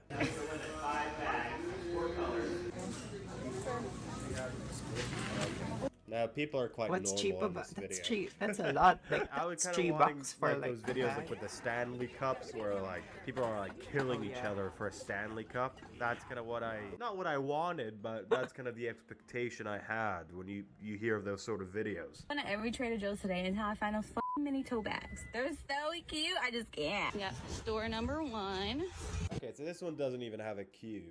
But you're coming in midday, so I don't know if that's I don't know if you're being tactical enough over here, because you know if you want the tote. She went there planned with a camera, which is also her phone, and probably a map of which Trader Joe's to go next. So, yes, I think she was Tote bag. If pretty you tactical on truly that. believe in the cuteness of the tote bag, you should line up to it at like 6 a.m. I don't know when Trader Joe opens. I asked the worker, she said that they didn't have them, so I just got me a salad so I didn't leave empty. Come on, what is this, amateur hour? You gotta get... This is a tote bag, for Christ's sake. What, you want to get, like, backfire. solid hours of sleep? What do you need that for? Go line up to get the tote bag. I do want to get a closer look at the tote bag. I hope this person gets it in this video so we can see it. Okay, we're at a second Again, midday. location. The scalpers have already sold your tote bag for $300. I don't see them. That's just a normal bag, nothing toting about it, about this bag. Thank you, Olivia, for following. That was a Was that not it? Okay. second location. They did not have them. They didn't have them. All right, we're at our third location. Hi, I have a question. Do you guys, did you get the mini tote bags in yet? Mini. The mini tote bags, yeah. Smart move. Maybe they have some in the back. That's all they got. It wasn't in that store either. Well, that's that. So this phenomenon is incredibly similar to the Stanley Cup sort of situation. People have seen that they're releasing those tote bags, and like a few TikToks were made about it, about how it's a cute tote bag, and then people fight each other to get it. The only thing they're trading in that Trader Joe's is a few blows. Madison? Huh? What? What's going on here? Why do people want a bag? Why do people want this tote bag, Madison? They are $2.99. They're adorable. They're large enough for a novel, a sandwich, a water bottle, and I love that they brought this. I don't know who this woman is. Oh, she's an internet culture reporter for the New York Times. They brought a person on to say, what do you like this tote bag? Well, it's pretty cute. She needs to like go on TV and like fully explain why people use a bag. But you can put stuff in it, but not too much stuff because it's a mini tote bag. Madison, am I getting this right? Can you also put a water bottle in it? Yes? No? Yeah, it's... I'm you eating can put a nerds, water girl. bottle What's in a up bag, with in this you? tote bag. Well, Sorry, I was munching on my nerds. You know, nerds.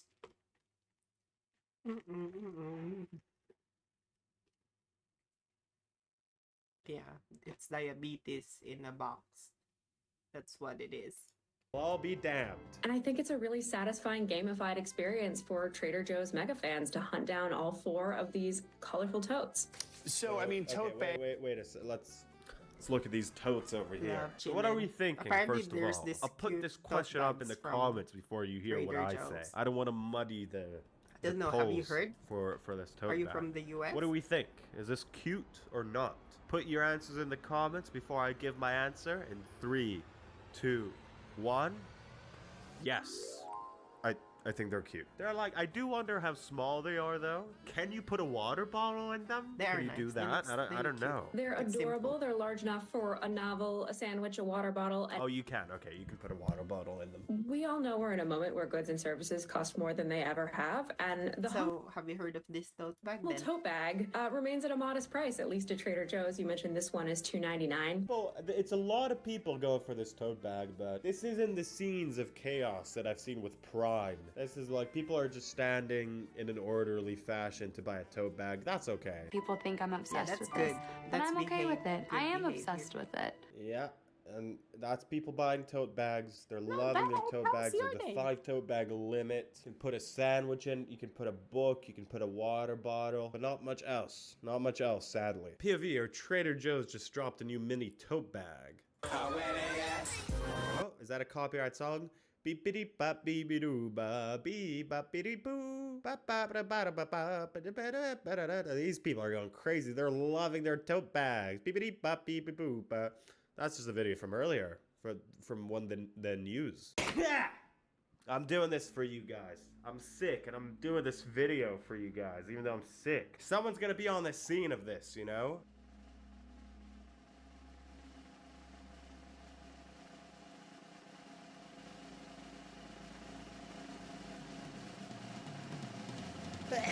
Just me and NBC here, reporting on these tote bags. Fuck. Please, I don't want to sneeze anymore. As with any situations like this, you know, humanity does nice things and humanity does things that are weird. Let's start with the nice thing. This person has made the tote bag even cuter. Their account is Gab New York City, That is NYC. a cute tote bag. That is No, no copyrighted music over here. Oh, let's look at that for a second. That is beautiful. Wonder where I've been. I love this. This It's is so good stuff. cute. You buy a bag for Yeah. $3. You do all this nice art all over it. I'm a big fan of that. To this person, I give 10 points. I love the little strawberries. I With love my the cherries. I love this. I love that. It's all so cute and so nice. And we got this person. Look at what they're Not doing. too So bad this at the person, moment. first of all, is an anarchist. They've managed to get their hands on this exclusive bag that people have fought for. People have died for this bag. But they don't give a shit. They're just tearing right. I have a feeling people are selling them, but I have a feeling people are selling them like 100-fold, like $2,000. But it would be nice if someone designs it, like, I don't know, put something like their strawberry, like their idea, like whatever ideas they've got in their head. Right through it. Perfect. And look at that. Trader Hose. It's called Trader Joe's. This right here is the bag that the Joker uses. A true person who doesn't give a flip about anything. Oh my god! Isn't it great? I do like it a lot. I think that's fun. Before I go into all the bits that I don't like, I do want to say this is incredible. I'm a big fan of an internet trend being, let's all get together and do a bunch of creative stuff. This has been a lot of the videos I've seen of this Trader Joe bag. Ah! Spiders! Oh, never mind. They're not real. It's just an optical illusion, guys. Don't worry. I know a lot of people also got jump scared here. Ooh, spooky bag. Spooky bag.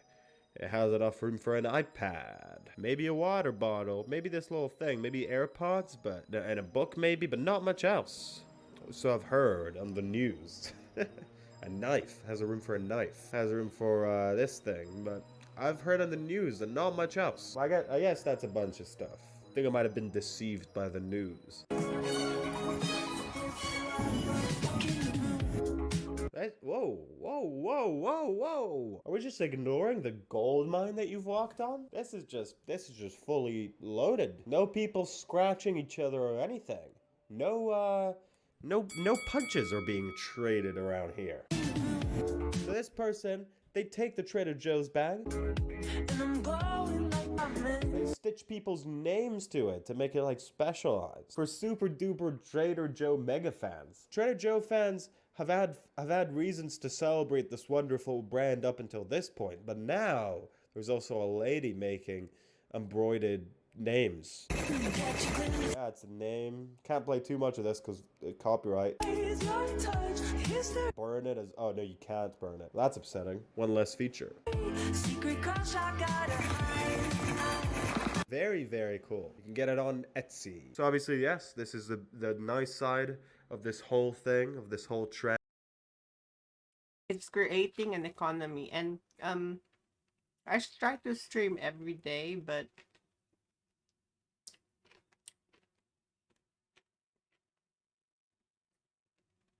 yeah, not every day, like 5 days, 6 days, 4 days. Sometimes I don't want to be on the light because I have the lights on. So yeah, I try to do it every day. I have a schedule. If you check my schedule tab, I have like a schedule in there. But yeah, I try to, but not every day. Okay, just like a few hours every now and then. But whenever something nice like this is happening, we should all know to expect. We should hear the sound, the subtle sound of the scalper lurking in the distance. I know I said it's cute, right? Cute is not that extraordinary. Nice. What do you stream? Of a compliment. 245 pounds for 4 fucking bags? Are you crazy? The only person in the UK with all 4 colors. Be quick. Or what? Or I won't get a bag? You think this gives you like clout going around with a Trader Joe bag? You're gonna be an idiot to buy this for that price. Sorry. Don't mean to be rude. Didn't mean to call anyone an idiot today, but come on. This is like fine. This is like for $3. Yeah, that makes sense. 245 pounds. What the fuck? $1,200. What are you talking about? Get out of here. Get out of town. Move to a different city. What are you doing here? Get out of my face. 3 sold? Who bought this? I hope it's just a lie. I hope it's just this person from other accounts that bought this 3 times. 3 sold? Are you kidding me? I'm seeing some for like a lower price, like $167. Still fucking stupid though. Listen, if you want to go out and you want to spend that amount of money on a $3 item, I guess you could go and do that. I will judge you though. Not only me, you know, when you pass and you move on to a different life, you'll be judged for this decision too. $167. Don't you think that's a bit frivolous? These sort of trends seem to happen like every other week at this point because of TikTok. The only reason these scalpers exist is because there are people who are like, wow, this item is really cool on TikTok. I should spend all that money on that. But the vast majority of humans, of humanity, when they see you walking around with that Trader Joe's tote bag, they're not going to be like, wow, this person is cool. Like I'm in general Guys not really a sometimes. big sort of hype beast kind of I guy. definitely do. So that culture in general escapes Maybe me. we should But at play least with sometimes. that, when you're spending a lot of money on an item, people are like, wow, this person spent a lot of money on this Gucci bag. A person who's not chronically online is never gonna look at your Trader Joe's bag that you bought for $1,000 and be like, oof, this person means serious business. This is a serious display of wealth that I'm being displayed with over here. Anyways, shout out to all the people making. Honestly, I don't mind it if they put their creative art in it, like their identity. It's a way to like build a brand, right? Like from those. And actually the whole design of the bag it's cute, simple cute. Simple, cute, and adorable. But yeah, I play Fall Guys too, Olivia. I just played a while ago, but actually I just changed my stream.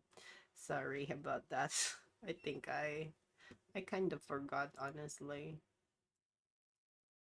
Um anyway, let me just Nice art stuff with it. You guys are cool. I'm about to launch my own bag. It's made out of cardboard. Oh my god, he keeps selling his cardboard stuff.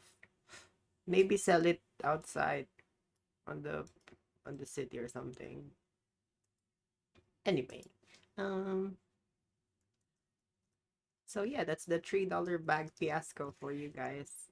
Um so apparently apparently apparently there's a kind of there's a Where do you crisis live? going on Where at do the you- moment, which involves Ozempic.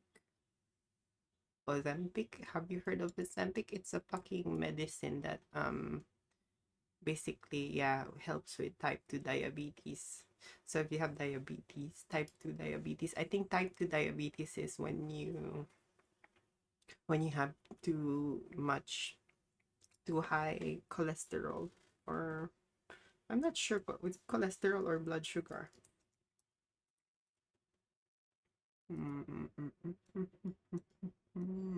Yep, high blood sugar and lack of insulin. Yep. So I think this is the one that can be caused by eating, oh my god, eating too much sugar. So this is the diabetes that I'm talking about. But yeah, poor diet, low level of physical activity. Oh fuck, it's talking about me. Oh shit. And my Asian backgrounds. My grandmother had diabetes. I think it was a type 1 though. So apparently it's not the children that are more at risk, but rather the grandchildren. So the babies of their children. So yeah. Oh my god, passing more urine, it said there. So the symptoms are thirstiness, being too thirsty even if you're drinking too much water, passing more urine, getting tired, feeling hungry, and whenever you get cuts, it takes so long to heal. But yeah, that's when you should, like, if you get those sort of things. And yeah, apparently there's something called pre-diabetes. So that's like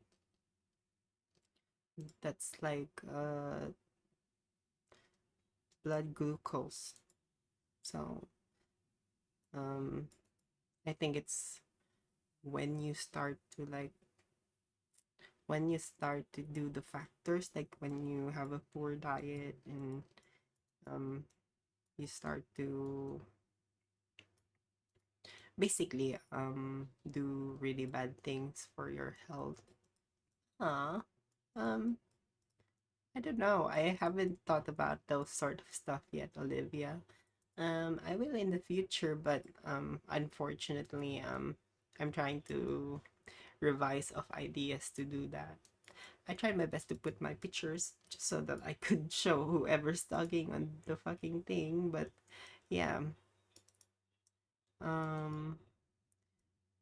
Oh wow. So apparently, symptoms of pre-diabetes is weighing a lot, being tired, and a blurred vision, being more thirsty. So, it's yeah. I think all of us should stay healthy first and foremost. At least stand up. That that that does something to your energy, and walk, walk, walk, or I don't know, just do something around the house just to keep yourself active if you don't want to go out like me. Um, but yeah, like at least keep your body active, and yoga stuff helps as well, as far as I'm concerned. I'm trying yoga, but it's really hard, especially when you don't have that sort of mindset to like be better. Problem. Quick. Anyway, yeah.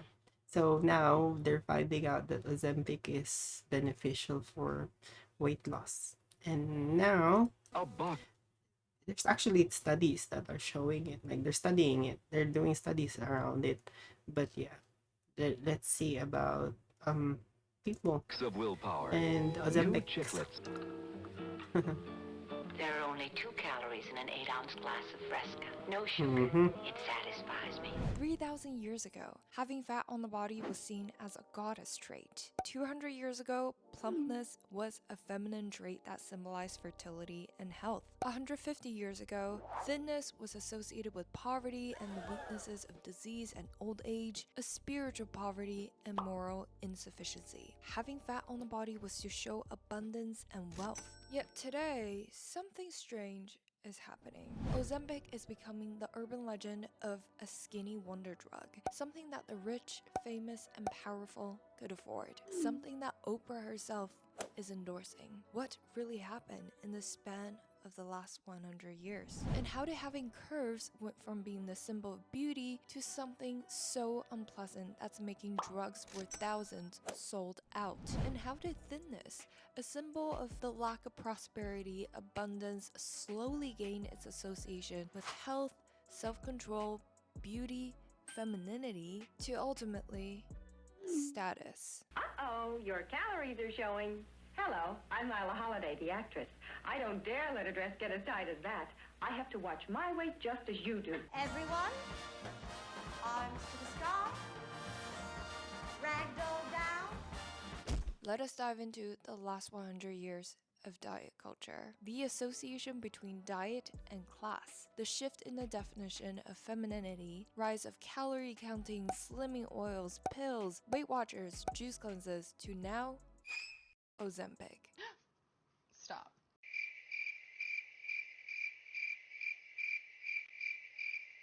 And at the end of the day, what good and harm did everything bring? Because dieting, weight, and body ideals are sensitive topics that might be triggering to some. If you do not feel comfortable, please feel free to skip.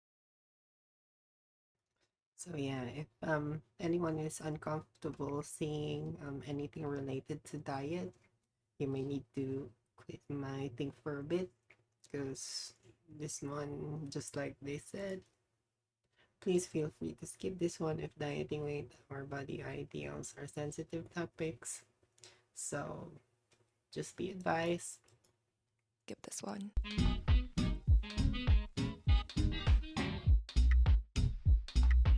You can conquer it, because if I did it, if Scott did it, if Billy did it, you can do it. I thank you very much. Thank you. Last year I made a video about Ozempic, a drug for diabetes that many now use for weight loss as it makes them forget to eat. I said it will soon turn into a dangerous trend, much like the BBL epidemic. And surely enough, it's becoming as normal as how 2 years ago, planes were full of women flying back from Atlanta in wheelchairs after their BBL. You just flew in from Miami. All the BBL. Of course, everyone's bodies are ultimately their business. But because of how prevalent this new diet trend is, to the point that some of my friends who I love and care about are now taking it, I want to dive into the implications of this direction that our culture is heading toward. When you think about it, just like hundreds of years before, humans come in all sizes. Thinness and fatness on their own have no inherent meanings. If you tell a toddler you're fat, they will have no reaction to it. It's only when they learn to associate the term fat or skinny with the cultural context of it will they begin to react in a certain way. In other words, fat and I think you're right, Olivia. You're definitely right. skinny are merely descriptions. Just like how saying the sky is either blue or purple, the sky being blue itself does not inherently mean good or bad. They only begin to gain meaning as we add our interpretations to these observations. And in order to understand how the modern interpretations of thinness and fatness came to this scale, it'd be necessary to dive into the last 100 years of diet culture, of how thinness, a trait that used to connote poverty, disease, and insufficiency, began its association with wellness, beauty, femininity, and status, and fatness, a trait for prosperity, abundance, wellness, became demonized. 뭐야? 내가 언제 다 먹은 거야? 딱 3젓가락 하고 말라 그랬는데. Pretty much all the food that we're eating is like a heart attack in a meal, but it's gonna be so good. And then you gotta get back on your diet though. Where did dieting begin? The word dieting is neutral. It is the practice of eating food in a regulated way to maintain, decrease, or increase body weight. But the way cultures viewed weight has drastically changed within 100 years of time. But first, what happened before the 1920s? The association between thinness and wellness actually began as early as the ancient Greeks. It was believed that if your body was as healthy and beautiful as a Greek god, that meant your mind was healthy too. Being quote-unquote fat was not only ugly, it was also a sign of mental imbalance. But we need to understand that fat here meant something completely different from the Ozempic ideal today. Greek goddess statues celebrated curvatures as signs of beauty and abundance. Venus de Milo would be 5 foot 7 inches, 171 pounds, with measurements of 35-inch bust, 30-inch waist, and 40-inch hips. Then the association between thinness and discipline began. In the first few centuries after Christ, many Christians believed that the physical body was the enemy of the soul, and people sometimes starved themselves to be holy. Further associations between thinness and health was reinforced by the world's first ever diet book, which was believed to be written by an overweight Italian in 1555. He limited himself to 12 ounces of food a day and 14 ounces of wine as a way of living long. Despite early positive associations with thinness, plumpness was not out of favor at all. In fact, diets of reduction were not at all popular amongst men or women.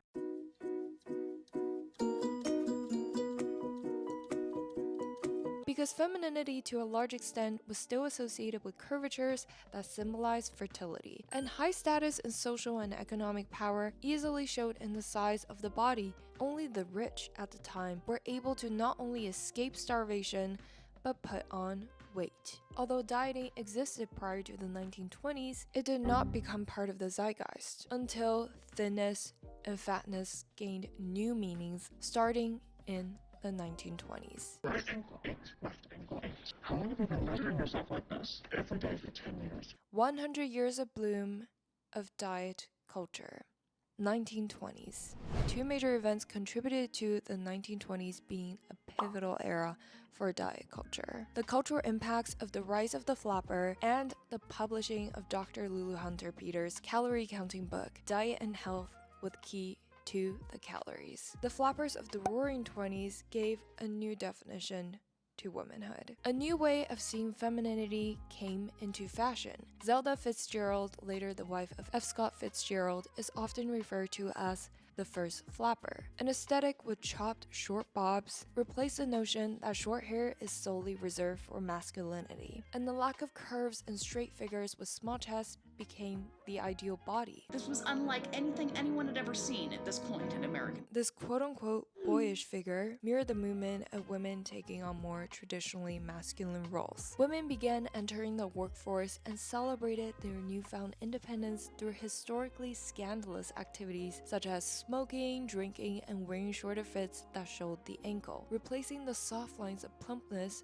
with more harsh lines of thinness. With any fashion trends, however, the admiration for a temporary aesthetic alone is not enough to give rise to the next 100 years of dieting. Until, with the combination of Dr. Lulu Hunter Peters' book in 1918 that arguably changed the face of dieting for the next century. Well, frankly, I don't want to get fat, but I do want to feel good. New delicious flavor. Just 9 teeny calories that taste like a million. Frequently cited as America's first best-selling diet book, the book sold 2 million copies, 800,000 in hardcover, and was in continuous publication from 1918 to 1939. The top 10 non-fiction best-selling books from 1922 to 1926. Calorie counting became the new obsession. 225 good-tasting calories mixed with milk. Good work, girls. Not everyone embraced the new dieting culture in the 20s. 3 young women of Smith College cautioned in the 1924 student editorial that, quote, if preventative measures against strenuous dieting are not taken soon, Smith College will become notorious not for the sylph-like forms, but for the haggard faces and dull, listless eyes of her students. But these minor voices of opposition did very little to mitigate the fledgling cult of thinness. Quite important to keeping trim and slim. Oh, really? By 1930, the year Peters died, the word calories seemed to roll off people's tongues, and even some school children were fluent in calorie counting. In 1927, a home economist observed that, quote, in this country, the calorie is a familiar word in the vocabulary of practically every adult. And anyone who doubts the possibility of popularizing it should observe a group of 10-year-olds counting their calories. 1930s. Don't lose hope.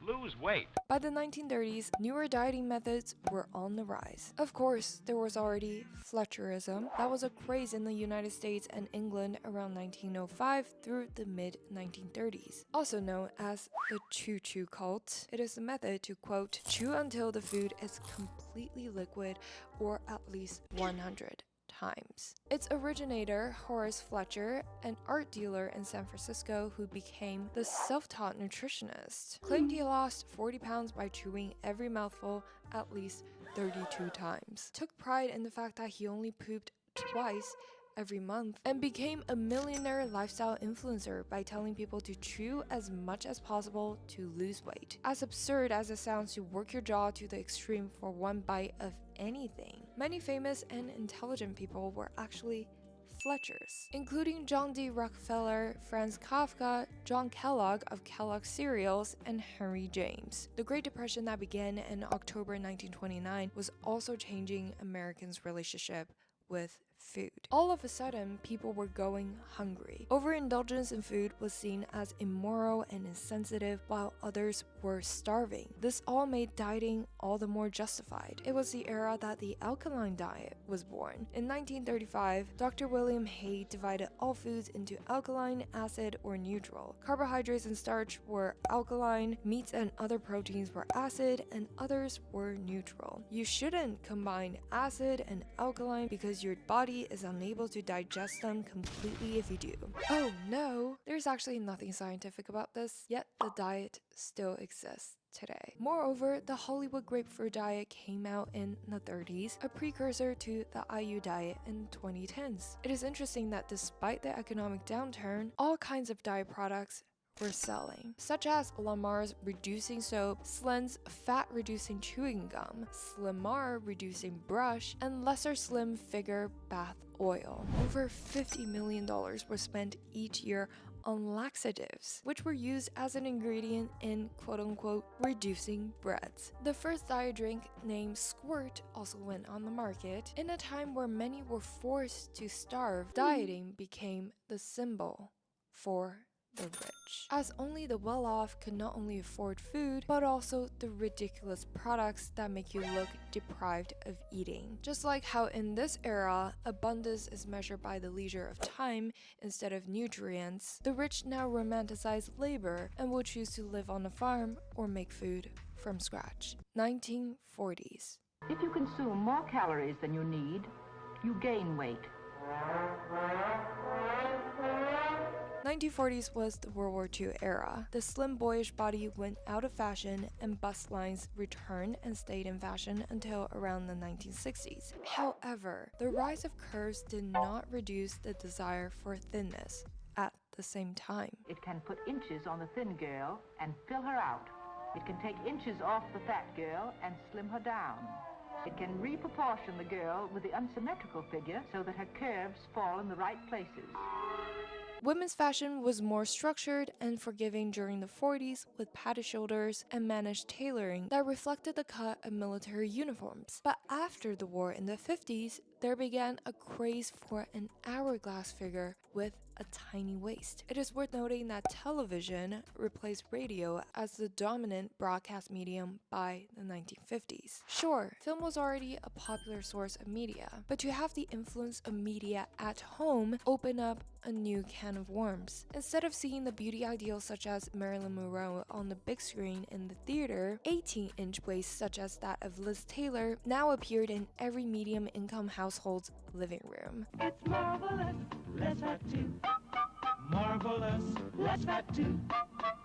Marvel has 90% less fat than these fat-filled instant milks for your calorie-controlled diet. Less fat too. This change in consumer behavior only gets repeated again and again in the computer to now the phone-dominant digital era. The technological change also facilitated the widespread demonization of fatness. The ad for Rye Crisp crackers summarized the sentiment toward fatness in its harsh headline. Quote, "No one loves a fat girl." And the pressure to stay thin was on men too. Elmer Wheeler's book, titled The Fat Boy's Book, How Elmer Lost 40 Pounds in 80 Days, sold 112,000 copies. It is also worthy to note that with the growth of television as a medium, harmful caricatures such as the mammy have been enlarged and portrayed in offensive manners. Sitcoms often intentionally portrayed enlarged people, often of color, in scornful manners, as a recurring pattern even in children's cartoons. At the same time, the Met Johnson Company introduced the Metrical. Metrical isn't chicken and dumplings. It is a simple, safe way to lose weight without hunger. A liquid shake advertised as, quote, neither a drug nor food that you can drink instead of eating a regular meal. Each can of liquid makes an individual meal. Metrical helps you restrict calories while providing sound nutrition and appetite satisfaction. To lose weight, try Metrical soon, frozen or liquid. This marks the beginning of a whole slew of inventions that aim to replace food with things that trick the body into thinking that it is not hungry, which rings a bell to Ozempic, to avoid being fat, a term that has become more and more derogatory. 1960s. They're the diet lunch that you can crunch out loud. Figurines. Crunch, crunch, crunch, crunch, crunch. The 60s marked another pivotal moment in diet culture in 5 ways. First, baby boomers were moving into their teens and 20s. The prom diet began appearing in magazines like 17, Glamour, and Cosmos, and the 1960s fashion called for a slim, boyish, androgynous body. Second, the urge to fit into a standard became increasingly intense, and is especially evident with the rise of celebrity culture. Elvis Presley struggled with his weight as he approached middle age. He tried the 1960s fad diet, the sleeping beauty diet, to take sleeping pills and not eat while you're in almost a coma state for the next few days. Third, more innovative diet foods are now available, including Seco, a meal replacement shake with only 225 calories available in delicious flavors, such as chocolate, chocolate coconut, vanilla, strawberry, strawberry banana. It's a complete 225-calorie meal for your diet plan. Seago is the good-tasting one that helps keep you slender. By 1961, there were more than 100 meal replacement products on the US market, a market that has now entered a $6 billion range. Moreover, this marked the beginning of substitution. With the rise of artificial sweeteners, Diet Coke will become a staple that gave rise to a whole new market of diet sodas. Actually, this individual-sized bottle has no more calories than half a grapefruit. Fourth, the medical community got involved. Diet pills, which contain amphetamines and dinitrophenol to increase your metabolism rate. These drugs were already being widely prescribed for depression and have been widely abused for decades. And this is where the direct parallel with Ozempic begins. Neither drugs were meant for weight loss, but began to be seen as a newfound solution to the rising negative sentiment towards fatness. Amphetamines were not only quote-unquote chic, they were considered harmless and non-addictive. Neither was true. Dr. Max Jacobson, known as Dr. Feelgood, injected his patients with a combination of B vitamins, hormones, and methamphetamine for energy and weight control. Among his clients were President and Mrs. John Kennedy, Truman Capote, Tennessee Williams, and members of the Rolling Stones, which further highlights something pivotal in diet culture. Thinness was no longer just the ideal of wellness. It trespassed to the ideal of beauty, then wealth, and power. Although everyday people might be able to indulge a Diet Coke or chocolate Seago to replace a meal, It's the refreshing. the amphetamine injections by Dr. Feelgood could only be afforded by the rich and the powerful, while the rest who do not belong to this club do all they could to reach as close to the socially constructed good trait of thinness. Thus, fifth, Weight Watchers had gone public in 1962, where within a year, 400 people lined up to join. Today, the organization has 5 million members and 25,000 employees. 1970s. As Washington Post columnist Alan Goodman put it, quote, "Eating has become the last bona fide sin left in America." Despite all the diet books, weight loss products, pills, equipment, and low-calorie foods now available, the percent of obese adults climbed from 11% to 17%. All the while, women and men's fashion is not giving anybody a break, with bell-bottoms that required slim, small hip body. For the women, however, thinness has become a stronger ideal. And thanks to the advertisements of cigarette companies, smoking, thinness, and empowerment have all been tied into one singular construct. Quote, "These cigarettes are longer and slimmer than the fat ones men smoke." Despite more and more meaning added to the appeal of thinness, obesity skyrocketed in the 1980s, climbing from 17% in 1980 to 35% by 1989. And more extreme diets have refreshed people's notion of diets. Actress Elizabeth Taylor lost over 50 pounds on a 100-calorie diet. I'm literally screaming just reading that. And on November 15, 1988, when Oprah Winfrey pulled a wagon full of 67 pounds of fat across the stage on her TV show to show the weight she lost on a liquid protein fast. She was wearing size 10 jeans, but she later said they did not fit by the following week when she started to eat real food again. I fasted without cheating for a solid 6 weeks. If I did it, you can do it. And this is when anorexia, or refusing to eat, became a media fad that plagued into the 90s. According to Rudd Center, hiring against obese people was worse than the discrimination toward race, sexual orientation, or disabilities. Young girls told researchers in 1997 that they are more afraid of being fat than they are of losing their parents, having cancer, or going through a nuclear war. Not only were over-glamorized meanings attached to thinness, negative meanings and discrimination against fatness were not yet peaking. 2000s. Starting with the Y2K aesthetic, thinness has now transformed into the norm of beauty. From the Tumblr thinspo to flat tummy teas held by the Kardashians to slim shakes that need to give thanks to their predecessors like Seago to juice cleanses that promise to reset your body in just 21 days and with, of course, no solid food. Diet culture is no longer diet culture.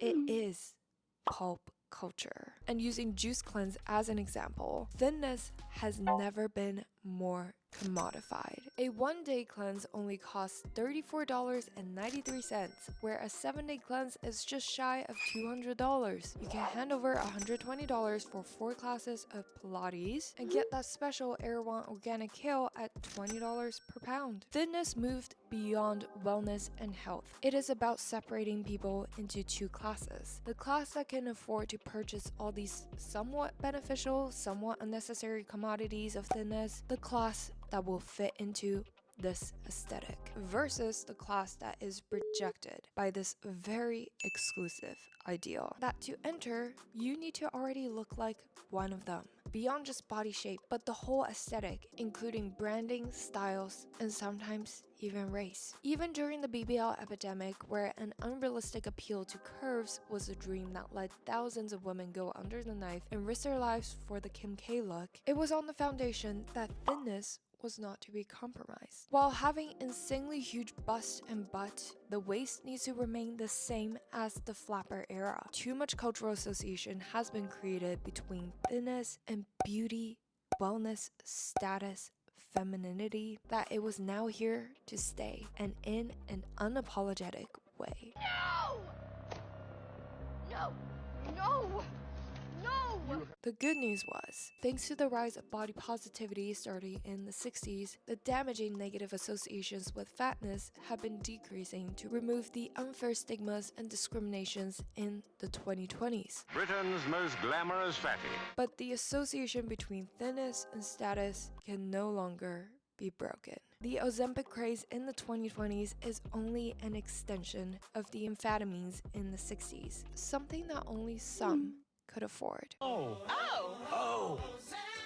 While the diabetes patients whom the drug was intended for suffer from shortages as the wealthy buy the expensive drug to look proper within their class, paying in money and potential harmful side effects for a standard that over the last 100 years has been ingrained in our minds as the foundation of beauty, health, wealth, and even femininity. Concluding thoughts. With 100 years of dieting under review, we need another reminder that fat and skinny had no inherent cultural meaning until we shape them as they are. And both the over-obsession with thinness or extreme positivity for fatness are unhealthy on a physical and emotional level. But at the end of the day, are diets quote-unquote bad? Just like I said in the beginning, a diet is only the practice of eating food in a regulated way. It is not inherently good or bad. From my view, there is only, is it suitable or is it not? At the end of the day, what does the diet achieve? Whether if it's a diet that cuts out or add in a bunch of foods. If it makes someone more well off physically and emotionally, then objectively that diet is good for them. The only issue with diet arises when collectively we only focus on what the commodity of thinness symbolizes. Status, beauty, wellness, discipline, over whether if it strengthens or harms us. And at the end of the day, we are the only ones who will endure the impact of what we choose to put into our bodies and what we choose to not. And like all commodities in a consumeristic culture, no matter what the diet promises, beauty, wellness, status, staying on trend, the purchasing power is in our hands. So that concludes the dive into 100 years of the evolution of diet culture and how thinness and fatness gained their newfound associations of meaning. And who knows, maybe in the next 100 years or less, we will have completely new associations with what being fat or thin means. But at the end of the day, the only body you will ever have is yours. So treat it with diligence. Be sure to like and share this video so more people can learn about the evolution of diet culture and how we have all been, in one way or another, impacted by it. Subscribe for more video essays, and I will see you next week.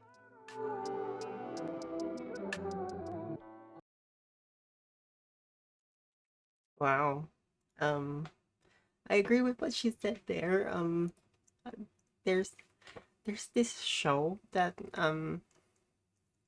well, when I was in high school, there was this show that um our social studies teacher tried to show us about this exact thing, this world of marketing, advertising, trying to take advantage of social norms.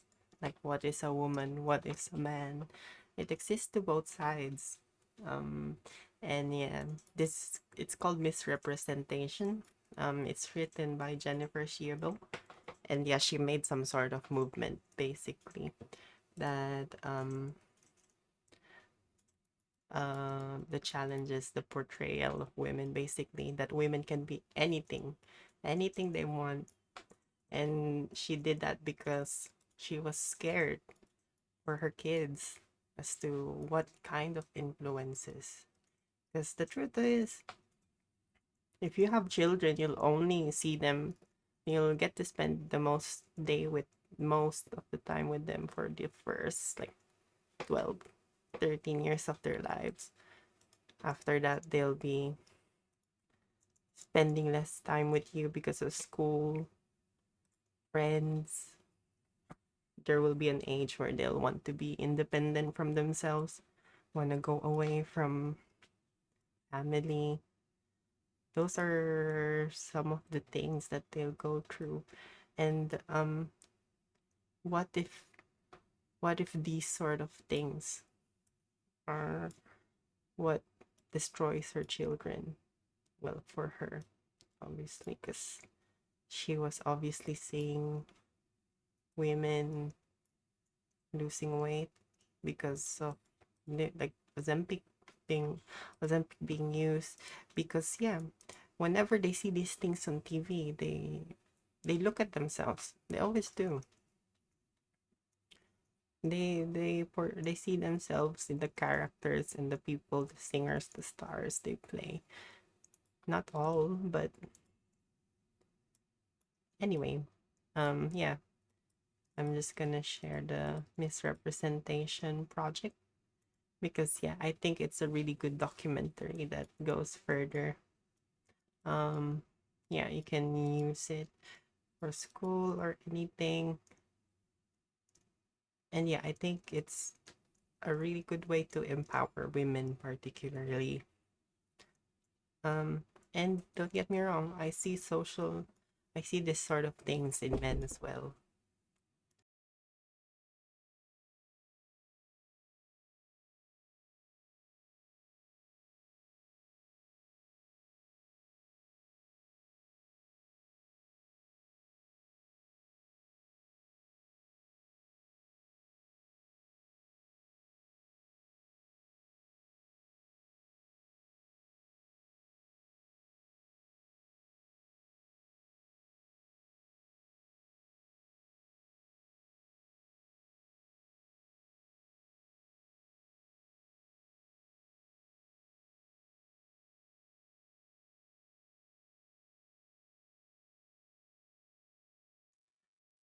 And yeah, I think you guys should watch it. It tells you something about gender norms, how we're often expected to perform and grow based on how the rest of society or media portrays them. Obviously, there is indeed an average in every one of us, like an average person, but that's that's in theory.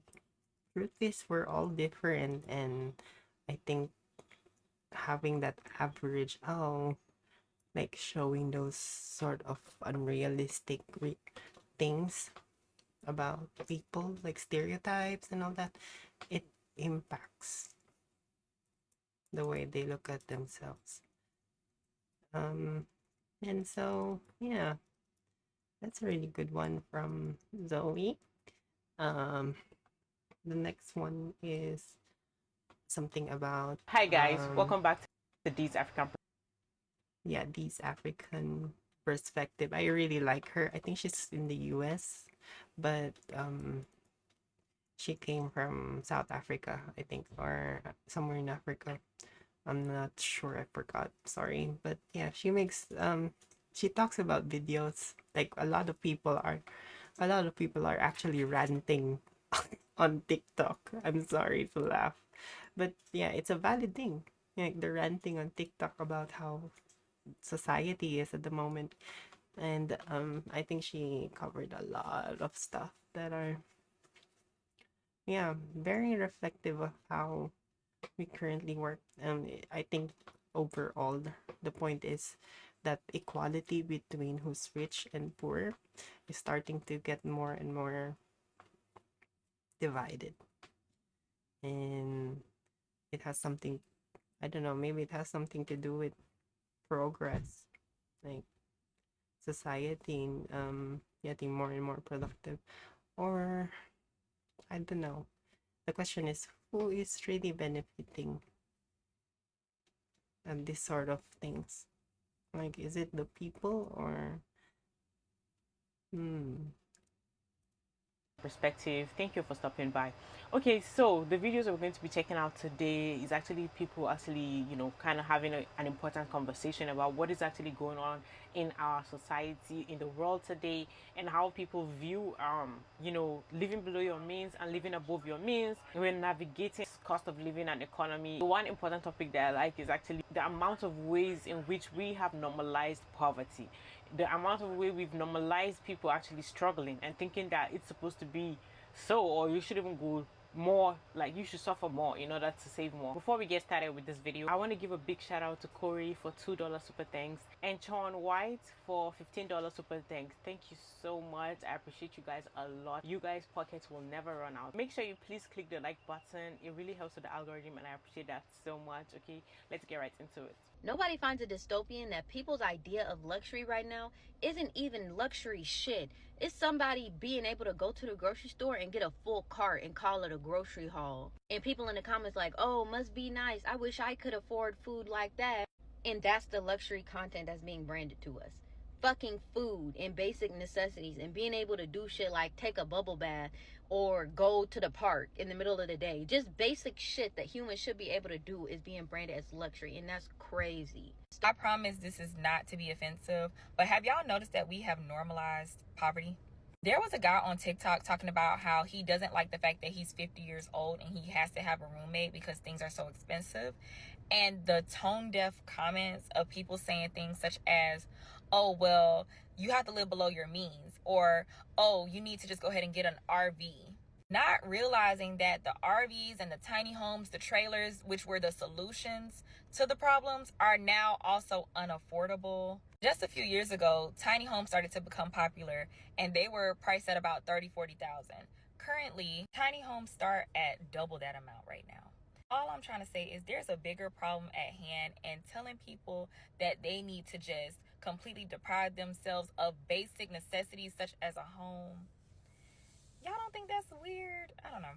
If there's anything I've learned in life, it's that there's always a reason to be unhappy. We get the guy, but we don't get the ring. We get the ring, but then we don't have enough money for the house. We get the house, but then we don't have the renovated kitchen. We get the kitchen, but then our neighbors show us their bigger kitchen, so we move to a bigger house with a bigger kitchen. Now we have the bigger kitchen, but we have less time because we're too busy slaving away at jobs we hate to afford the bigger kitchen, so we take time off from work. But then we worry about keeping the kitchen, so we go back to work and then worry about the promotion that someone else got while we were taking time off from work. And then we get the promotion, but then we have even less time to enjoy our freaking kitchen, and I don't know where this kitchen analogy came from. But all of this is just to say that more is not always more, and if you're looking for a reason to feel like you're not enough or you don't have enough, you will always find it. Never forget that there was a version of you in your past who would have been proud to know you're living the life you have now, even if you don't have as much as some random person on the internet or the woman next door who probably never sees her husband anyways because he's too busy working to pay for the kitchen. I hope you remember that there are just as many, if not more, reasons to be happy if you would only stop looking for joy in everyone else's life other than yours. And most of all, I hope you know that you can't hold on to the gift of the present if you're always chasing what the future could hold.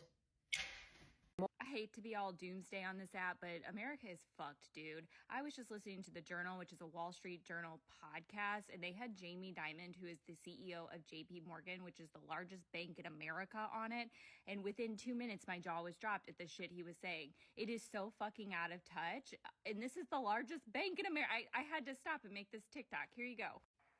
As the chief exec of America's biggest bank, you have an unrivaled insight. into the financial health of the US consumer. What are people doing with their money right now? Yeah. You have to look at a little bit in context. The consumer's in pretty good shape right now. The consumer has, unemployment's under 4%. Has been there for 2 years. They still have excess money from COVID. If you go back to looking at the amount of money that was spent during COVID, it was $6 trillion through various means and various programs. They're still spending it down. Housing prices are up. Stock prices are up. Jobs are plentiful. I'm sorry, what? The stimulus checks, the ones that went out in 2020 and 2021, 3 and 4 years ago, we're still spending it down? Who is he talking about? People are not doing well. This country is literally unaffordable. Childcare, groceries. You've got colleagues out here telling us to eat fucking cereal for dinner. Everything is up in price. Even for those who are making ends meet and are able to still save, we have to be conscious as fuck to where you're putting your money because nothing is at a good price. What does he mean the consumer is doing well? Like, these are the biggest decision makers in our financial systems. These are the people who work with Congress and who are talking about how do we create like a soft landing of inflation. And he thinks we're doing okay. Like, guys, this is scary. I mean, it's been fucking scary. Let's be real. No one's surprised. So majority of us do not really ask for too much in this world. Like, many of us do not ask for luxuries, do not ask for to have this lavish lifestyle. We just want to have a comfortable life. A lot of countries in the world are actually dealing with, suffering. People are not really happy. Things have become so, the price of things have skyrocketed a lot. But still, like, then I see people trying to give advice and be like, hey, if you're struggling, I think just try to reduce what you spend your money on. I think you should try to, go and maybe if you already have 2 roommates, they'll tell you try to get 3 roommates, 4 roommates. Just do something that is going to help you manage and live this life. But what I'm thinking is, I feel like I understand, like, we are in a situation where some are like, at the end of the day, nobody's gonna do anything about it, so let's just try to navigate through this. But it is just not normal, okay? I don't feel like a person should be working and then be suffering. That people can do a job from home, but I don't believe they can have a career from home. Who says we want a career? I mean, I don't know about you, but for someone who did the high school to college to career pipeline that was force-fed to us basically by the older generation, and now that we're working and we've seen the other side, I can't help but look at the work that I do, the job that I have, as a literal business transaction. I provide a service, and my employer pays me for that service to literally be able to live my life because life is so damn expensive. And so this whole career narrative, I'm done with it, because it's like, why does everything have to be infinite growth? Why does everything have to be exponentially greater than it was before? Can't we just plateau and be okay with where we're at? Like, just because this company is chasing infinite growth doesn't mean I have to. No thought drives me as crazy as the fact that humans had the creative freedom to create any reality for life on Earth. And we chose credit scores and having to pay for natural resources. Why am I paying for water? Why are there people being judged on financial debt when America's in debt? Don't even get me started on racism. So are we just supposed to pretend that this isn't happening? Am I supposed to just continue working 2 jobs, continue living in the imperial core, continue buying things that are fucking unethical, but I can't help it because I have to participate in capitalism? Like, are we just gonna continue to act like our government is not lying in our faces, like we're stupid? Are we gonna continue? Are we gonna? What the fuck is going on? Are you? Am I the only one who is? Are you concerned? I'm concerned. I'm terrified. I've never held a gun. I'd be horrible for war. I'm a mama's boy. I can't see. I think everyone should just hug it out. I just want to show y'all real life.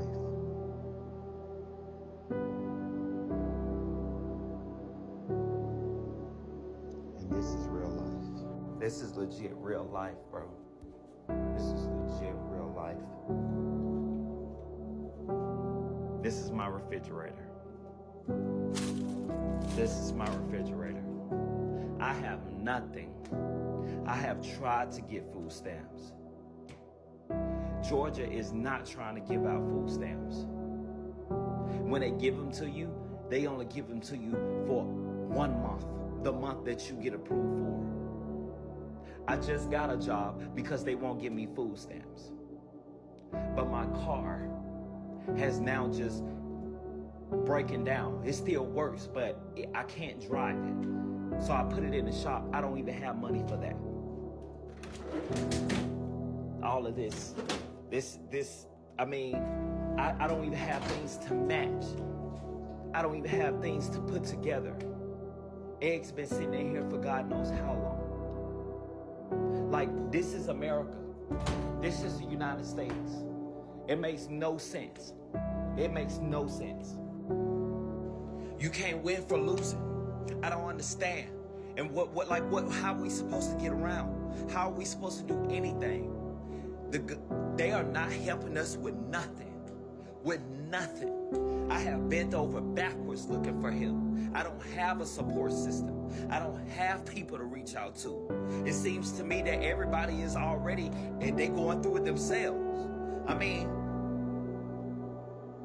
I honestly don't know what to say. I don't know what to do anymore. My phone is off. The only reason why I'm even talking to y'all right now is because by the grace of God, I still have Wi-Fi at home. That's it. That's it. I've been trying. I've been out here trying. Staying up all hours of the night. Filling out applications for work from home jobs. You know what I'm saying? I mean, it's just constant debacles. Every day. Every day. Every day. Every day. It's enough to drive a madman insane. You hear me? I would need a car if we didn't have to go out and work. Go away to work. To commute to work. Gas is too high for you to even do too much at once. Light bills. I'm scared for that to come out on the 10th of next month because I still have not yet found employment. I still have not yet to get food stamps. I can't even drive to go anywhere I need to go because I don't have the money for Uber. And my car is in the shop. Don't know how I'm gonna pay to get that out. So what are they gonna do? Just keep my car? Keep my car? I mean, makes sense. This shit is driving me madman. Madman, you hear me? I would light a match and burn this down because I don't know what to do. Thank God I still got a home. Thank God I still got a roof over my head. But to be honest with you, what point is there? I can't even survive. I should be able to walk out here and pick some fruit off of the daggone tree and come up in here and eat. You are the person that doesn't work and the person that work. Honestly, there's really not much difference. For someone, maybe somebody who's homeless is just chill. The person doesn't even have to think about bills. And then you are working, but you're just like maybe at the verge of being homeless, or maybe one paycheck away from being homeless if you don't have anything, or you are just literally struggling, right? Like your finances are not enough to cover all the fun and the bills that you have and all the things that you need to buy for yourself, and there are not even luxury stuff. There are not a lot of things that you need to buy. So I feel like it's not just fair. Why are people not being paid enough? And you actually sit down calmly and think about life, really deeply, you'll be like, what are we even trying to do? At the end of the day, all we're chasing is vanity upon vanity. It's like, what is the end goal? You know, that kind of thing. I don't know how we as humans just decide to accept or live as we are living, or kind of create life in this pattern in which we are living in. And apparently a lot of people are unhappy with it. Like, a lot of people do wish that life was going in another different way, but it's like, can you even change it? Because it just seems like the system just keeps going as it is. Yeah, that's what I try to get forward to people with what the goal is of the left movement in the United States, is that I, for example, am not rich, but I am very comfortable. And I mean, I remember when it happened. I remember the time when I realized that, you know, I didn't bother worrying about when payday was. I had all my bills on auto pay, and I never bothered to check them because I knew the money was there for it. And if I wanted to make any purchase that wasn't, you know, $1,500 or more or something like that, I didn't even bother checking my bank account because I knew the money was there. Everything was essentially free.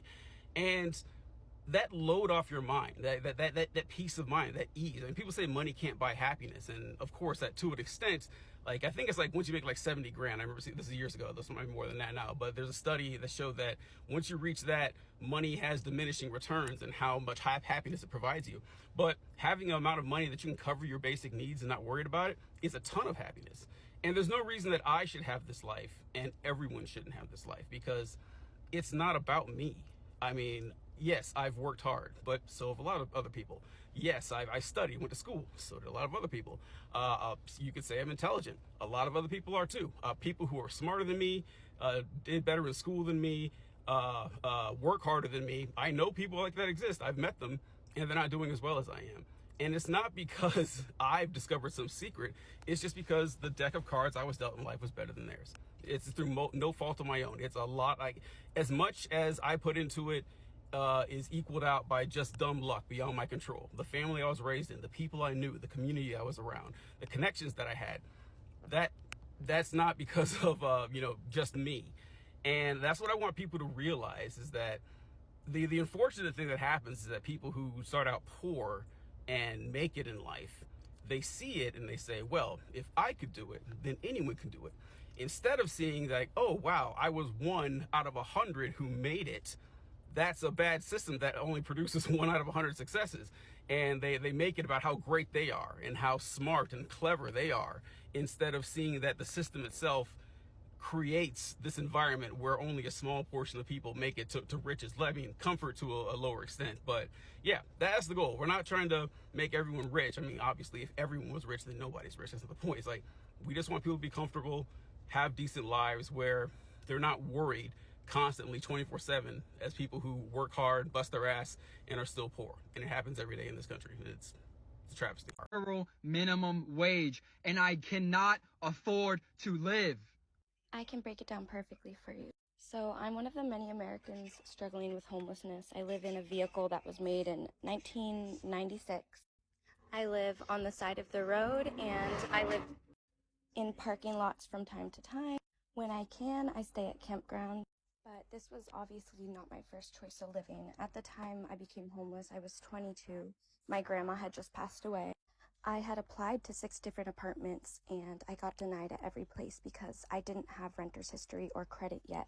Because like I said, at the time I was 22, I never rented before, and I never built credit.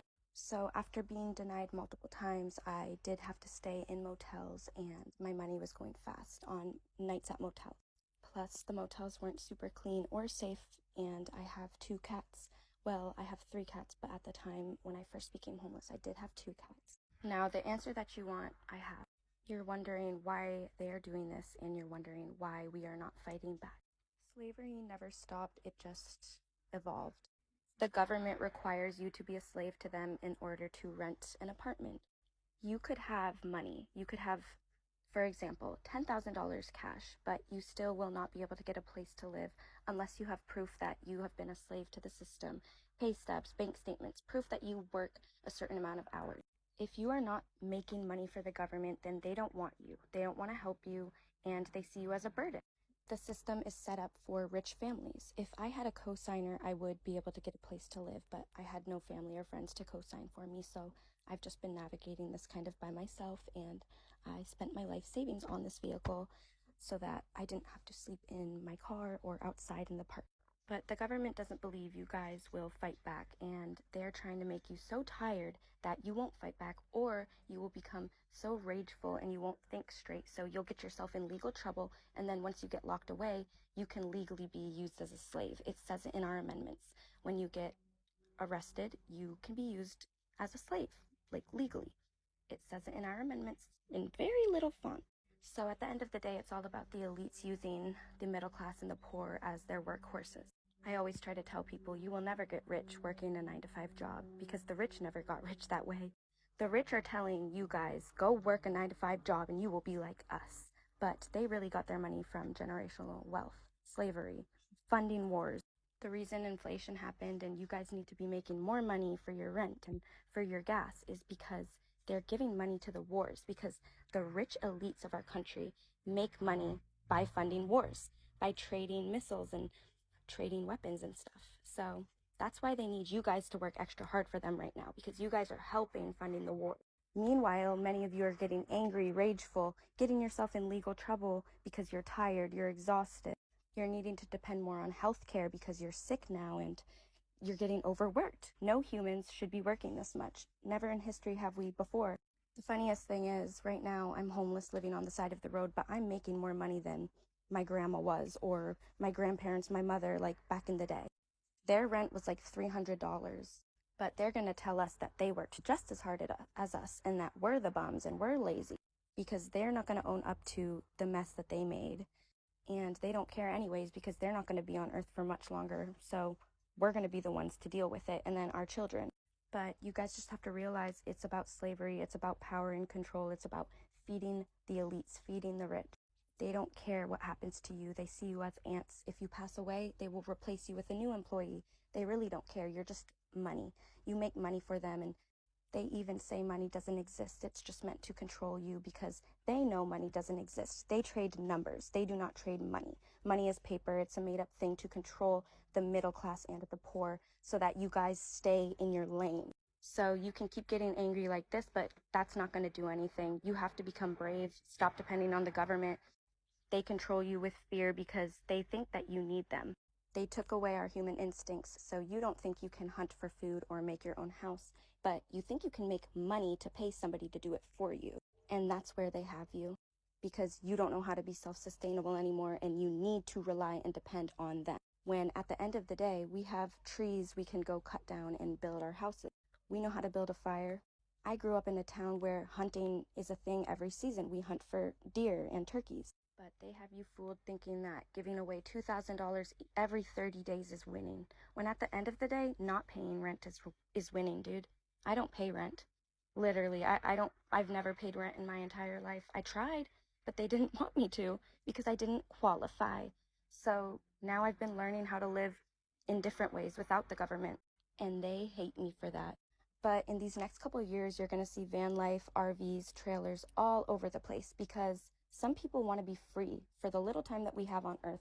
We don't want to be working our young lives away for corporations that don't care about us. At the end of the day, people need to stop paying rent and fueling the rich and the elites, but that's not going to happen. So, get it how you live it while you're on Earth. Try to enjoy your time while you're here, and just try to wake up to the fact that money and material items really aren't all that. A lot of people are just enduring this, and I see many people asking these questions. They're like, when are you guys going to say enough? Because apparently they are not getting tired of actually doing a lot. At the end of the day, a lot of people really lack unity in this world. I don't care where you are, there's a huge lack of unity, and the more you have this lack of unity among yourselves, definitely things are going to be absolutely impossible for things to be accomplished. And if you notice, the people who are making your life difficult are very unified. Okay, they have a lot of unity and big understanding among themselves. That is why they overcome. I have never seen a situation where people actually come together and stand and say, you know what, we're going to get something done, and they come with a common belief, and there's never a time where they are unable to achieve what they want. But of course, they wouldn't want you to actually come together. So of course, there's going to be a lot of things that's thrown at you to see a division. There's going to be a lot of reasons that is thrown at you for you to see that, oh, I don't like this other person. Anyways, I know a lot of you guys, some of you might feel like, oh my god, all those videos are depressing, or I can't here I am with another depressing content. But you have what they think about it. Some people might think it's depressing, while some might be like, oh, this is actually relatable as to what I'm going through daily. I just feel like it's just a way to vent what we might actually most likely be thinking already. So sometimes you just gotta vent. It's therapeutic. Okay, all right guys, that's it for this video. Thank you for watching this video to the end. Please don't forget to click the like button and subscribe to the channel if you're watching me for the very first time. And also leave your thoughts in the comment section down below. I would really love to see what you think about this video. I'll see you on the next one. Bye. Yeah, there we go, guys. Yeah, I think it's the same. It's similar here in Australia where there's a lot of landlords who owns a lot of properties. And yeah, they should like look into that. Um they should also like probably increase wages. But of course that's not gonna happen, right? Because that would mean they wouldn't have that much of their cuts. So yeah. It's getting more and more shit out there. Oh, what is this? And Oh my there's this god. bully. I don't shower my hair. Oh my god, I'm just oh my god, I'm sorry. On YouTube who sent his, I won't say his name, but he sent his harassment campaign to my videos. Wow, campaign. Well, guys, we're back. You know, it's not every day that I get to come on here and talk about a man that has mastered the ancient art of pheromone maxing. Unless it's been the last week or so. In that case, I have been lucky enough to do it twice. Things are really starting to come around for me, guys. That's right, boys and girls, we are back talking about the master of pheromone maxing himself, Fluff Dumpster. Now, if the last 5 or 6 words that I said mean absolutely nothing to you, well, don't worry, that just means you're normal. About a week ago, I made a video about a TikToker named Fluff Dumpster who has been doing some video journaling documenting his journey pheromone maxing. Now, if you've never heard of pheromone maxing, basically it means that you don't shower or bathe, use deodorant, anything like that, in order to get real nice and stinky, because some people think that that will attract women. To make a long story short though, Fluff Dumpster was dabbling in the art of pheromone maxing. It wasn't really going his way. He uploaded some videos onto TikTok explaining this. I thought they were hysterical, so I talked about them. It was a pretty lighthearted video, in my opinion. I even talked about how I don't believe this guy is being serious. But as has happened in the past, I have been called out for being a bully. Fluff Dumpster made a video addressing the trolls where he talks about a YouTuber he does not name that is starting a harassment campaign against him. This unnamed YouTuber, I can only assume, is me. So I wanted to take this video to kind of seriously address this, kind of not, because I do still believe this guy's playing a character, but at the same time, when people accuse me of stuff like this or they interpret my content in this way, I take it pretty seriously, so that's why we're here today. So let's not waste any more time, and let's see what Fluff Dumpster has to say. Let's begin. Please subscribe. You bullies need to stop it. The harassment, all of it. Just because I pheromone max, it's not an excuse for you guys to bully me and harass me in the comments. Kids at school, they're finding out about my videos and the reception is poor. Alright, so again, I'm gonna go on record here saying that I think this guy is playing a character, but if You're just here for the drama. You're just here for the drama. Oh my god, you don't even listen about the new stuff. You're not. If you didn't watch my previous video on this guy, some of the stuff he says in his videos include his mom found his piss bottles, his mom forced him to shower and forced all of his pheromones down the drain, the kids at school are messaging his mom about his porn addiction, things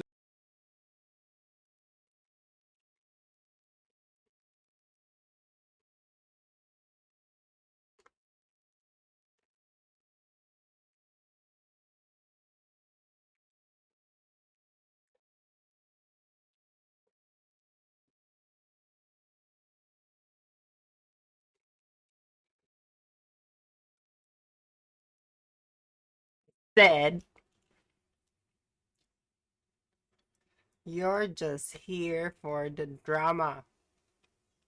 Of that nature, pretty on the nose stuff, right? You love drama. Stuff that's a little bit too out there for me to not think it's satire. So let's talk about all this. Obviously, if this is satirical, then this video is meaningless. He got me to fall into the character, fair play. But if it's not satire, if this is the real life of Fluff Dumpster, it's time for a talk, man. You say the reception of these videos has been poor. I don't doubt it. If people are actually harassing or being mean to you, is that cool? Obviously not. But if you are willingly putting all of this information onto the internet, and people are coming up to you saying, hey man. And I don't know if what I'm doing is. So how long don't they shower? I just want to know, because I kind of feel, because I don't shower my hair every day, you know. I shower my hair like once a week or something.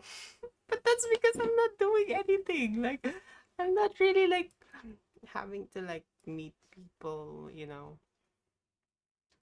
But obviously when I was working, I used to like shower every day, even when I was working from home. But oh my god, I feel like I'm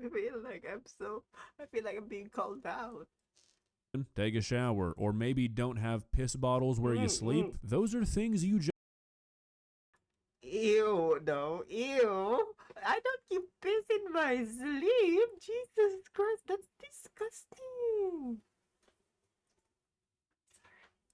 need to hear. Again, I think this is all a joke, but people really do fall into these traps like this, where they think living like this is okay. And no. I mean, in us. Wait, give me a second, because in Australia, like, water is actually a paid resource. Like, you have to pay for water, which is insane. So I'm like, that's crazy. I mean, that's crazy in itself too. Like, what the fuck? You'd think taxes go there. Nobody ever says, hey man, what the fuck are you doing? So a poor reception of the kind of videos you've been uploading is probably for the best there, Fluffy. Like, they kind of knew, I hoped, that I was pheromone maxing. However, in like a subconscious way. The subconscious way that you know somebody is pheromone maxing is when they walk past you, they smell like rotting dick cheese. Why would you hope for that? And this kid, he recorded me in the hallways while they were laughing at me. Okay, so I went on TikTok and did a bit of investigation, and this is clearly this guy's friend. They follow each other on TikTok. Not only that, they're clearly walking in a group. Also, nobody in the video is laughing at you. If you're gonna make up fake stories for TikTok, you've got to try a little bit harder than that there, Fluffy. And there's this bully I honestly on YouTube who sent his, I won't say his name, but he sent his harassment campaign to my videos, and all he does is on YouTube is bully people. So he probably just wants me to say his name and give him attention. And oh no, he's a bully. Allah. Bully.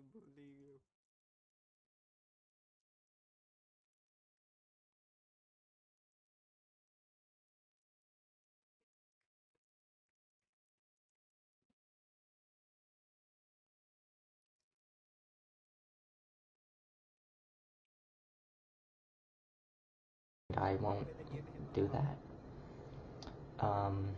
But it has spiked the amount of harassment and bullying comments that I've gotten on my videos. Alright, so here it is. I sent a harassment campaign after Fluff Dumpster. Once again, I'm just gonna be addressing this like it's serious, even though I think this is satirical, because this is partially me just addressing lifestyles like this in general. It's not all targeted towards Fluffy himself. It's a twofer, okay? First of all, calling somebody out for something stupid that they said or did on the internet is not bullying. You can be held accountable for the things that you willingly constantly push into the public eye. And saying that you have decided not to shower anymore because you think it's going to help your chances with the ladies and anybody who goes against you is a troll is a stupid thing to say. Basically, every single video I have ever made is justified by this rule. If you post anything onto the internet, you have a feeling that he's getting his face. Like, if you actually notice, it looks like his face has a lot of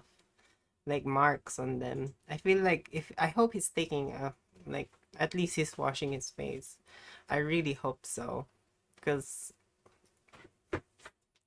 that's insane. I couldn't, like, with just washing, at least washing your face, you know. There comes a time where I already feel dirty and like, oh, I don't really feel really good being this like, ooh. And so I have to shower, but yeah, I guess I'm not part of this dude's transmaxing bullshit, because I don't know what that means in the first place. But yeah, I kind of felt like, oh shit.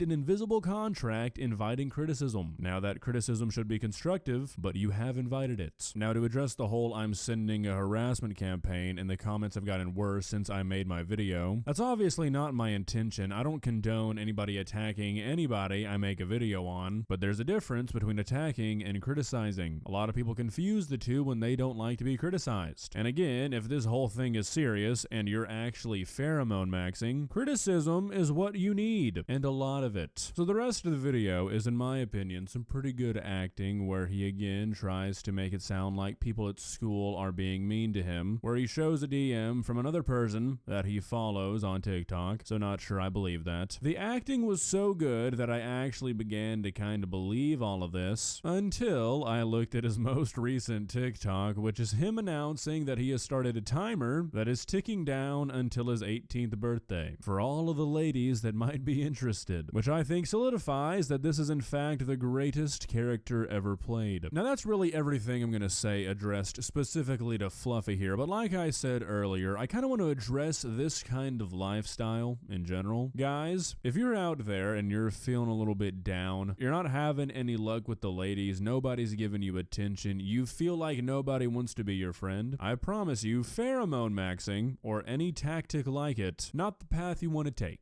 Majority of relationship problems, whether they be platonic or romantic, are caused by a person's personality. People, especially younger people, get so caught up in their looks and what other people are thinking about them that they often either completely forego trying to be a decent person, or they're so tangled up with their own thoughts about what they look like or how they're coming across that they put themselves into a corner where their personality goes sour. They don't realize this, and suddenly they're thinking, oh, I'm so ugly nobody wants to date me, or I'm such a loser nobody wants to be my friend. If you're having these sorts of problems, you might need to sit down and have a very real and raw talk with yourself and say, would I want to be friends or would I want to date somebody if I treated them the way that I treat everybody around me? If you don't trust yourself to give an honest answer, ask somebody. If you don't have a single friend, ask a parent. If you can't talk to your parents, ask a coworker, ask your school counselor. If you can't talk to any of these, What if I'm in an island with no one around me and all I can see is animals and I'm the only person on earth? What am I gonna do?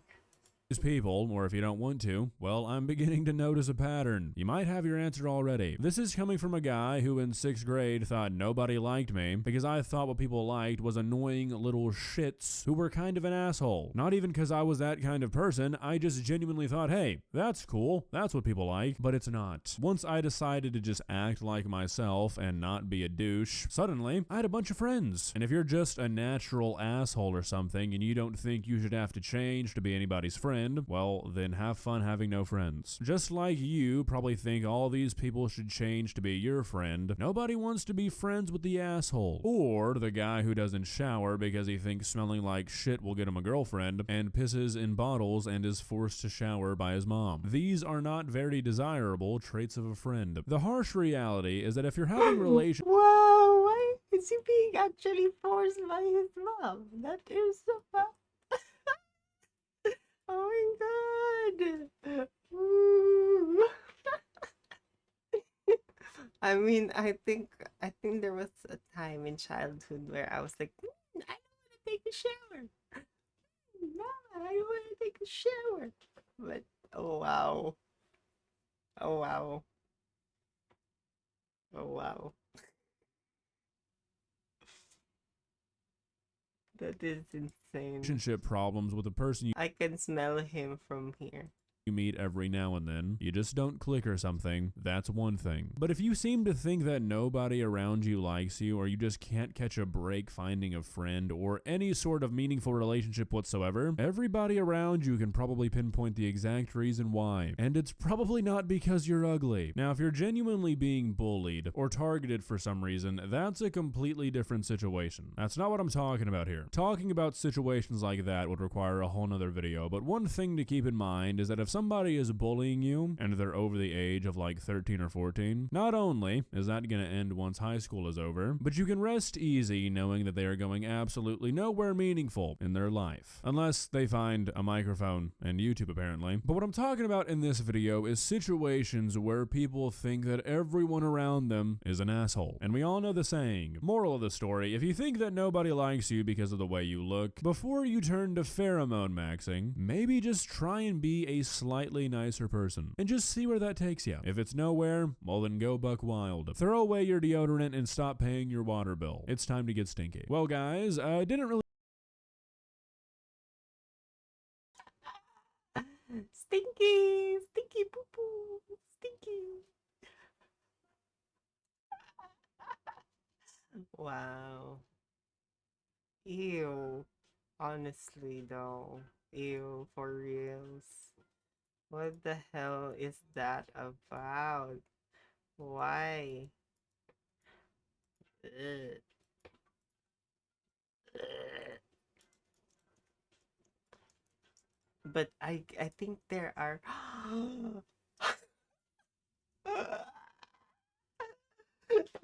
stinky, stinky poo poo.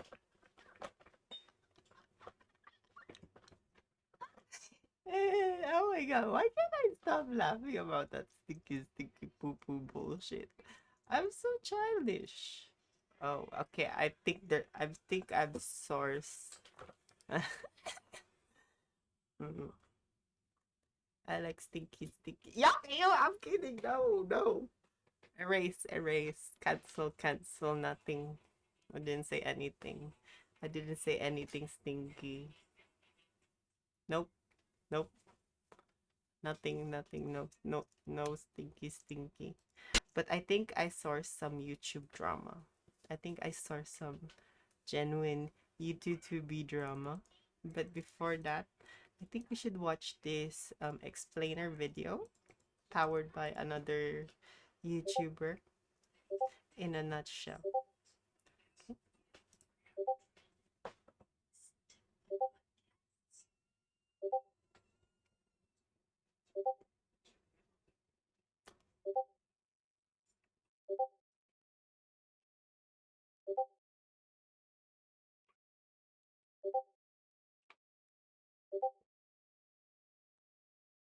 Oh fuck, I gotta hide underneath the thing because my fucking face is on the way. Yep, that's your notifications.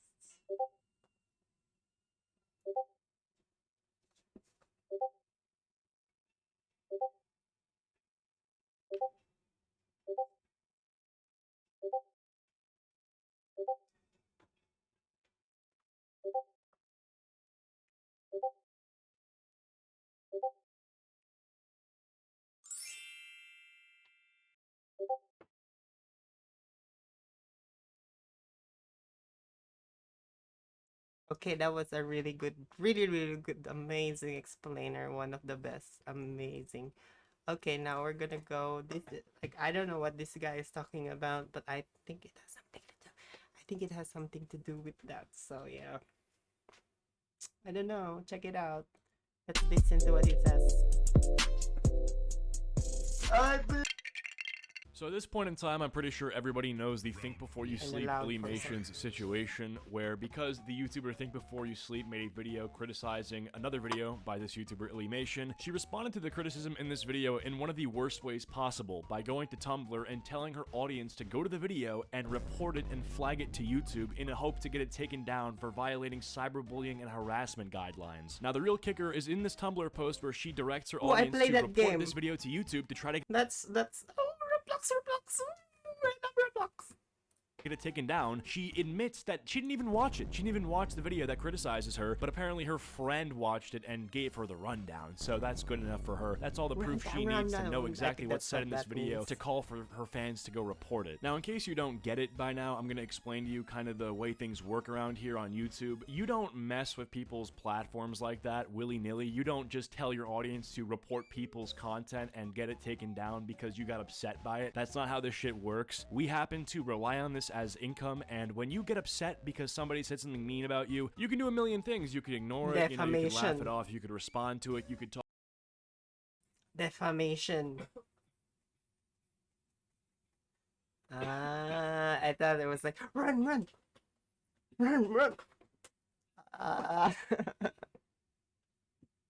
Thank you so much. I'm sorry. I'm kind of stupid. That's all. I'm kind of stupid. Talk with the creator who made the video criticizing you behind the scenes, but what you should never do is go to that person's channel and direct your audience to report it. That is, unless we're talking about someone who's done something unthinkably bad on the platform, like they are contacting minors, you know, child predation, or like family channels who abuse their children behind the scenes to make content. That sort of stuff, obviously, you get the idea, right? Now, Think Before You Sleep responded to this Tumblr post made by Illimation with a video called Woke YouTuber is Trying to Deplatform Me, where he basically just says what I said and goes into some other details. I will say that I began this journey with a bunch of people saying that Alyssa was deleting comments on her Perks of Being the Fat Kid video and put a pause on the comments section. I understand a lot of people are going to cry censorship, but also I will point out that anytime someone makes a video criticizing a creator, the vast majority of the new comments on said creator's video will say, LOL, you're dumb and I don't like you. While I don't mind if people write comments that include polite and constructive criticism, unfortunately, asking for viewers to be courteous to other creators that I cover on this channel does not actually stop comment brigading, no matter how many times I've done it in videos, and it doesn't work when other creators do it either. Now, obviously, Illimations did something not good, and people responded to that bad thing she did by going to our videos and leaving mean comments, and unfortunately, there was another group of people who took things way too far and ended up doxing Illimations. Now, I don't think this has to be said, but I do not support doxing whatsoever. I think that is one of the worst things that you can do to somebody online, and what happened here is a great example of two wrongs don't make a right. Illimations trying to deplatform Think Before You Sleep is wrong, but then those fans of Think Before You Sleep responding by doxing Illimations is equally, if not more, wrong. But one thing you can't accuse Think Before You Sleep of doing is riling his fans up to perform the doxing. In no way in his video criticizing Illimations does he call for her to be harassed, does he call for her to be doxed, does he even really say anything that would lead to people doing such heinous things? No, not really. All he's doing is protecting himself from somebody who just threatened to get her audience to report his content. At this point in time, he's playing defense, so he gets this video up saying woke YouTubers trying to deplatform me. He runs his audience through the situation, so if for some reason his content actually went down and he got a channel strike and couldn't post for a week, his audience would know what happened.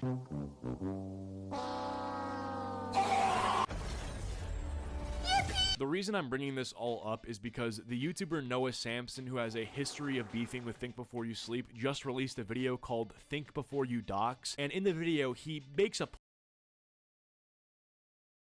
another flavor. Ooh, is this with cream? Point to say that the reason Illimations got doxed is basically Think Before You Sleep's fault, okay? He has blood on his hands, and he is directly responsible for Illimations being doxed. Is this nigga serious? And I think that is one of the most irresponsible. Oi, that's bad. Why is he saying? Oh, I mean, I guess, but still. Oh my god, that shocked me. And dishonest and malicious things that you can do is accuse somebody of doxing because some crazy fucking psychopaths in their audience took things way too far and doxed somebody because they don't like them. You can say that Think Before You Sleep was critical of Illimations, no one would argue that, but what you can't say is that he was so unhinged in his video to where he actually made people go out of their way to dox this person. That is not something that you can honestly claim he did. This one hits home for me because I remember back in 2022 in March when I made a video video on the YouTuber Jellybean. I basically criticized this person for their content being cringe, and I was part of a pretty big trend of people criticizing this person for their content because they had basically blown up overnight on YouTube Shorts, getting millions and millions of views, and I was like, okay, this is cringe, it's coming out of nowhere, I'm gonna talk about this. And then it spiraled out of control, leading to Jellybean getting doxxed. Now, is that my fault? No, not at all. Of course not. In no way, shape, or form have I ever condoned doxing, have I ever said you should dox, or even harass somebody for that matter. So ultimately, there are people who, regardless of what I say or what Think Before You Sleep says or does, they will go out of their way to harass people. They will dox people. I 100% disavow these people. I think they're disgusting. I think anyone who doxes somebody because they don't like them is just fucked up in basically every way. But they exist, and I can't do anything about them, okay? I'm gonna make my videos, and I'm gonna do my thing, and Think Before You Sleep is gonna make his videos, and he's gonna do his thing. If I could Thanos snap every doxer out there, I would get rid of them, okay? But that's just not how that works. Anyway, so I want to play some clips from the Noah Samsen video where he basically clearly accuses Think Before You Sleep of certain things, but I first want to show you the clip where he summarizes the entire situation the way that he sees it. Because in his eyes, Think Before You Sleep actually was the total beneficiary of this entire beef. Think Before You Sleep was never threatened by Illymation, you know, she never garnered her fans to mass report the video. He never was at any risk of his video going down. He was never at any risk of having his income taken away. No. And as a matter of fact, the situation has done nothing but benefit him. On December 21st of last year. Thank you, Joe Musashi. That what for following, and yeah, wow, that was a lot. I just want to clarify. I think it was just a few minutes, and wow, that was a whole thing. I used to like this girl, but that's because she has a creative idea. But yeah, I don't know. I guess she can talk about her weight benefits of being fat, those stuff, but yeah. You know, people can disagree with you on some things, and that's fine. Like you can express you can express that, oh, you're so annoying, and I don't like what you're saying. I hate you. Just tell her that I hate you and your ideas. And yeah, just leave it at that. And because I hate you, I'll leave you there. Bye. Just don't watch them again. Easy as layup. The Storytime animation YouTuber Illymation released a video called Perks of Being the Fat Kid. 2 months later, the anti-woke YouTube channel Think Before You Sleep This is that dude? Oh fuck. I thought he's oh my god. I'm kind of racist in a way, because I kind of closing my eyes, and like whenever I listen to someone, I'm like, I'm sorry. No, I'm blaming myself. I'm calling myself out. Because I thought he was Asian. There, I said it, and I'm wrong.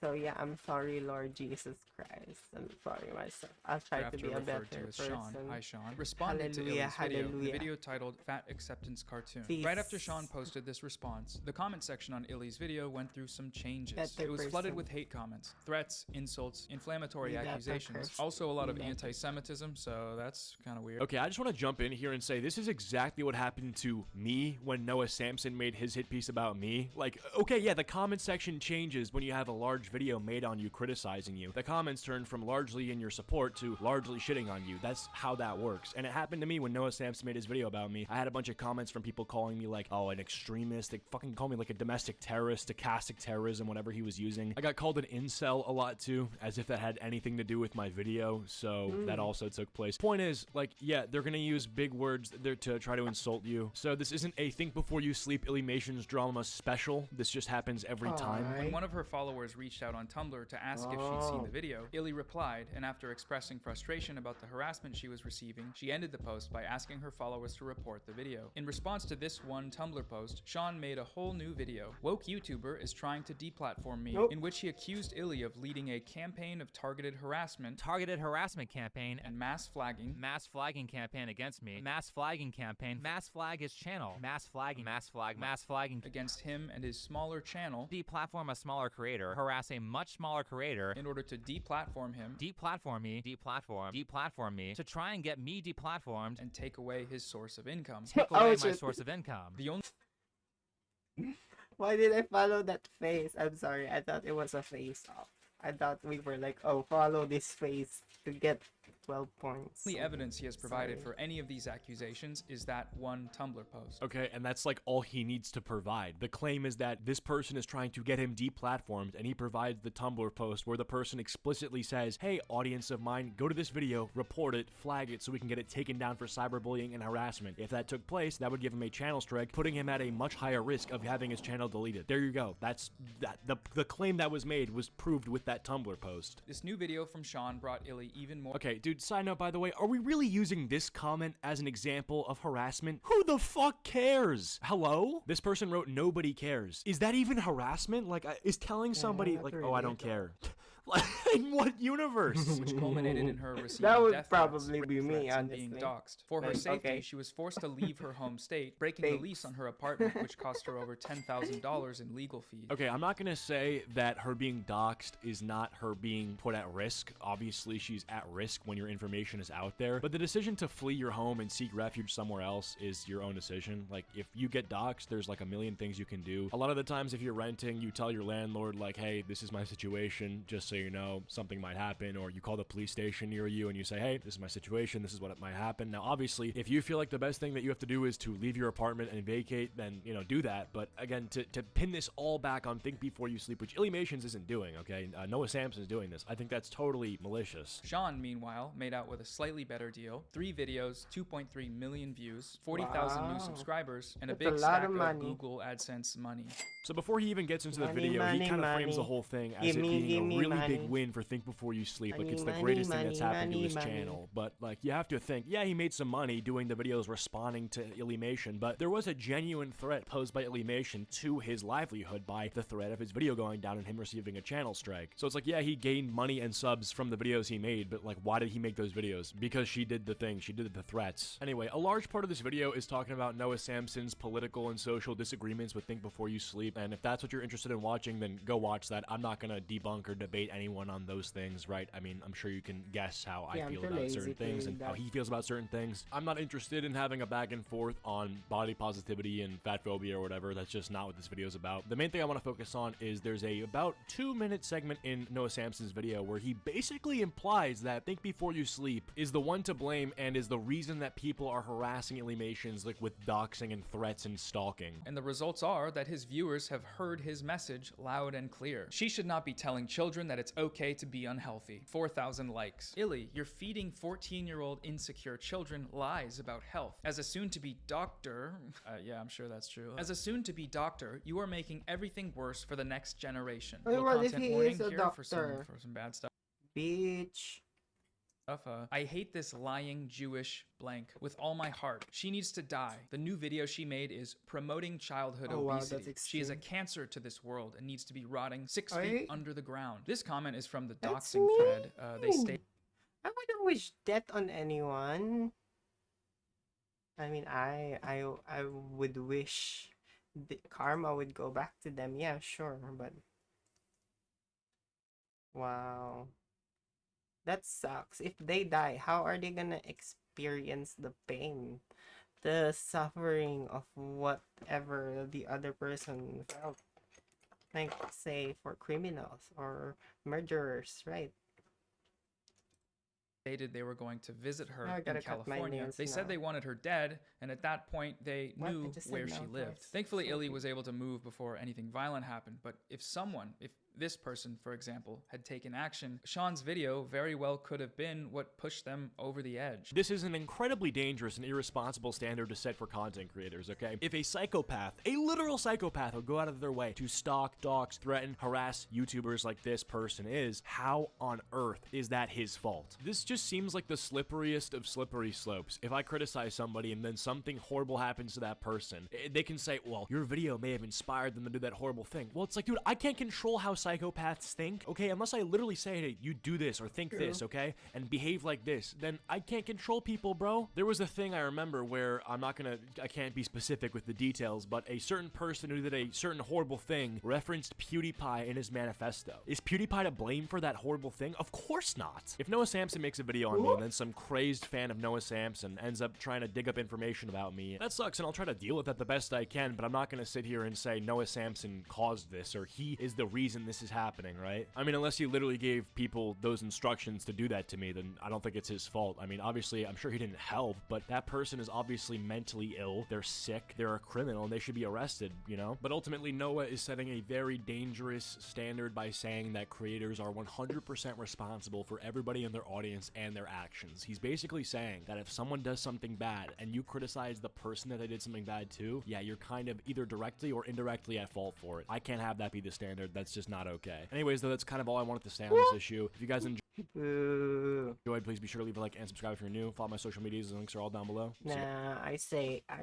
get to tell them shit back. If they tell me something shit back, that's a green light to give shit back. Because that's what they are. Just for a bit. I'm not gonna give it all the day. Because that ain't worth it. But probably just 2 minutes of my shit would do. Like, yeah, just tell them how shit they are. I think that's a good way. Sometimes they have to hear it. Anyway, so yeah, that was exhausting. That was exhausting drama. Whew. Anyway, I just also would like to vent about something. One of the things that really shocked me is Dora. Like, what the fuck? Oh, I'll turn that off because they might have like copyright.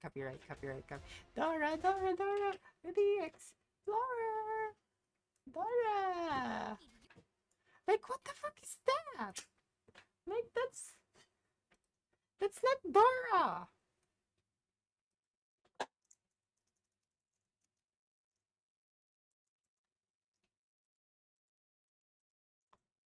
This is Dora. This is Dora. This is Dora. What happened to Dora? What the fuck? I just wanna vent for that. About that, I mean, because what the hell? Why? Why'd they make it 3D? And no. But that's just me, obviously. I guess it's because of TikTok stuff and yeah, how YouTube makes children crap. Anyway, okay, we see this one. If you guys have anything, any suggestions, just put it down on the comment box below. I do have something underneath there. Cause yeah, I'm just looking for content of Facebook. But this is news. Failing to provide proper care for her helpless elderly mother. Renee Prendergast is now facing up to 5 years behind bars, but it could have been more. She was cleared of stealing money from her bedridden parents. Oh wow, that's crazy. She was entrusted to care for her parents, but Renee Prendergast did not provide her mother with the necessities of life. Did you starve your parents? Julie and Joseph Muljarik were admitted to Campbelltown Hospital in 2021 after a welfare check. The court said over the space of almost 3 years, Prendergast withdrew money from their bank account without their knowledge after getting power of attorney. Security video captured her buying drinks and having a punt at West's Campbelltown and the Ruse Tavern. They were conveyed to hospital and your mother has said, I don't want to go back there. Prendergast was charged with dishonestly obtaining financial advantage by deception. The evidence certainly discloses there may have been morally delinquent conduct, there may have been either different breaches of the criminal law or civil law available, meaning the wrong charges may have been laid, so she was acquitted. It took the judge over 90 minutes to deliver verdicts on all 33 charges, and in the end, she was only found guilty of failing to provide adequate care for her mother. I never starved my parents. My mum had diabetes. I just didn't give my mum the food she wanted because her sugar level had risen. That one offence carries a maximum 5 years jail. It got very hard to look after my parents. What food was I did it? for 2.5 years by myself. Leonie Ryan, 7 News. See that? Sometimes not good to like with your children, because first of unless they know, unless they're nurses, unless they have the training experience and all that stuff, yeah, don't involve your child. They're gonna end up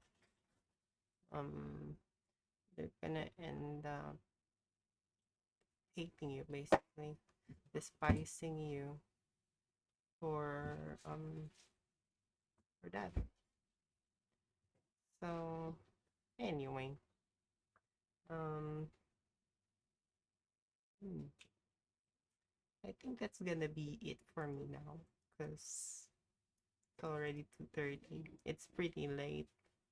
Ding, no, it's not late. But I might stream later.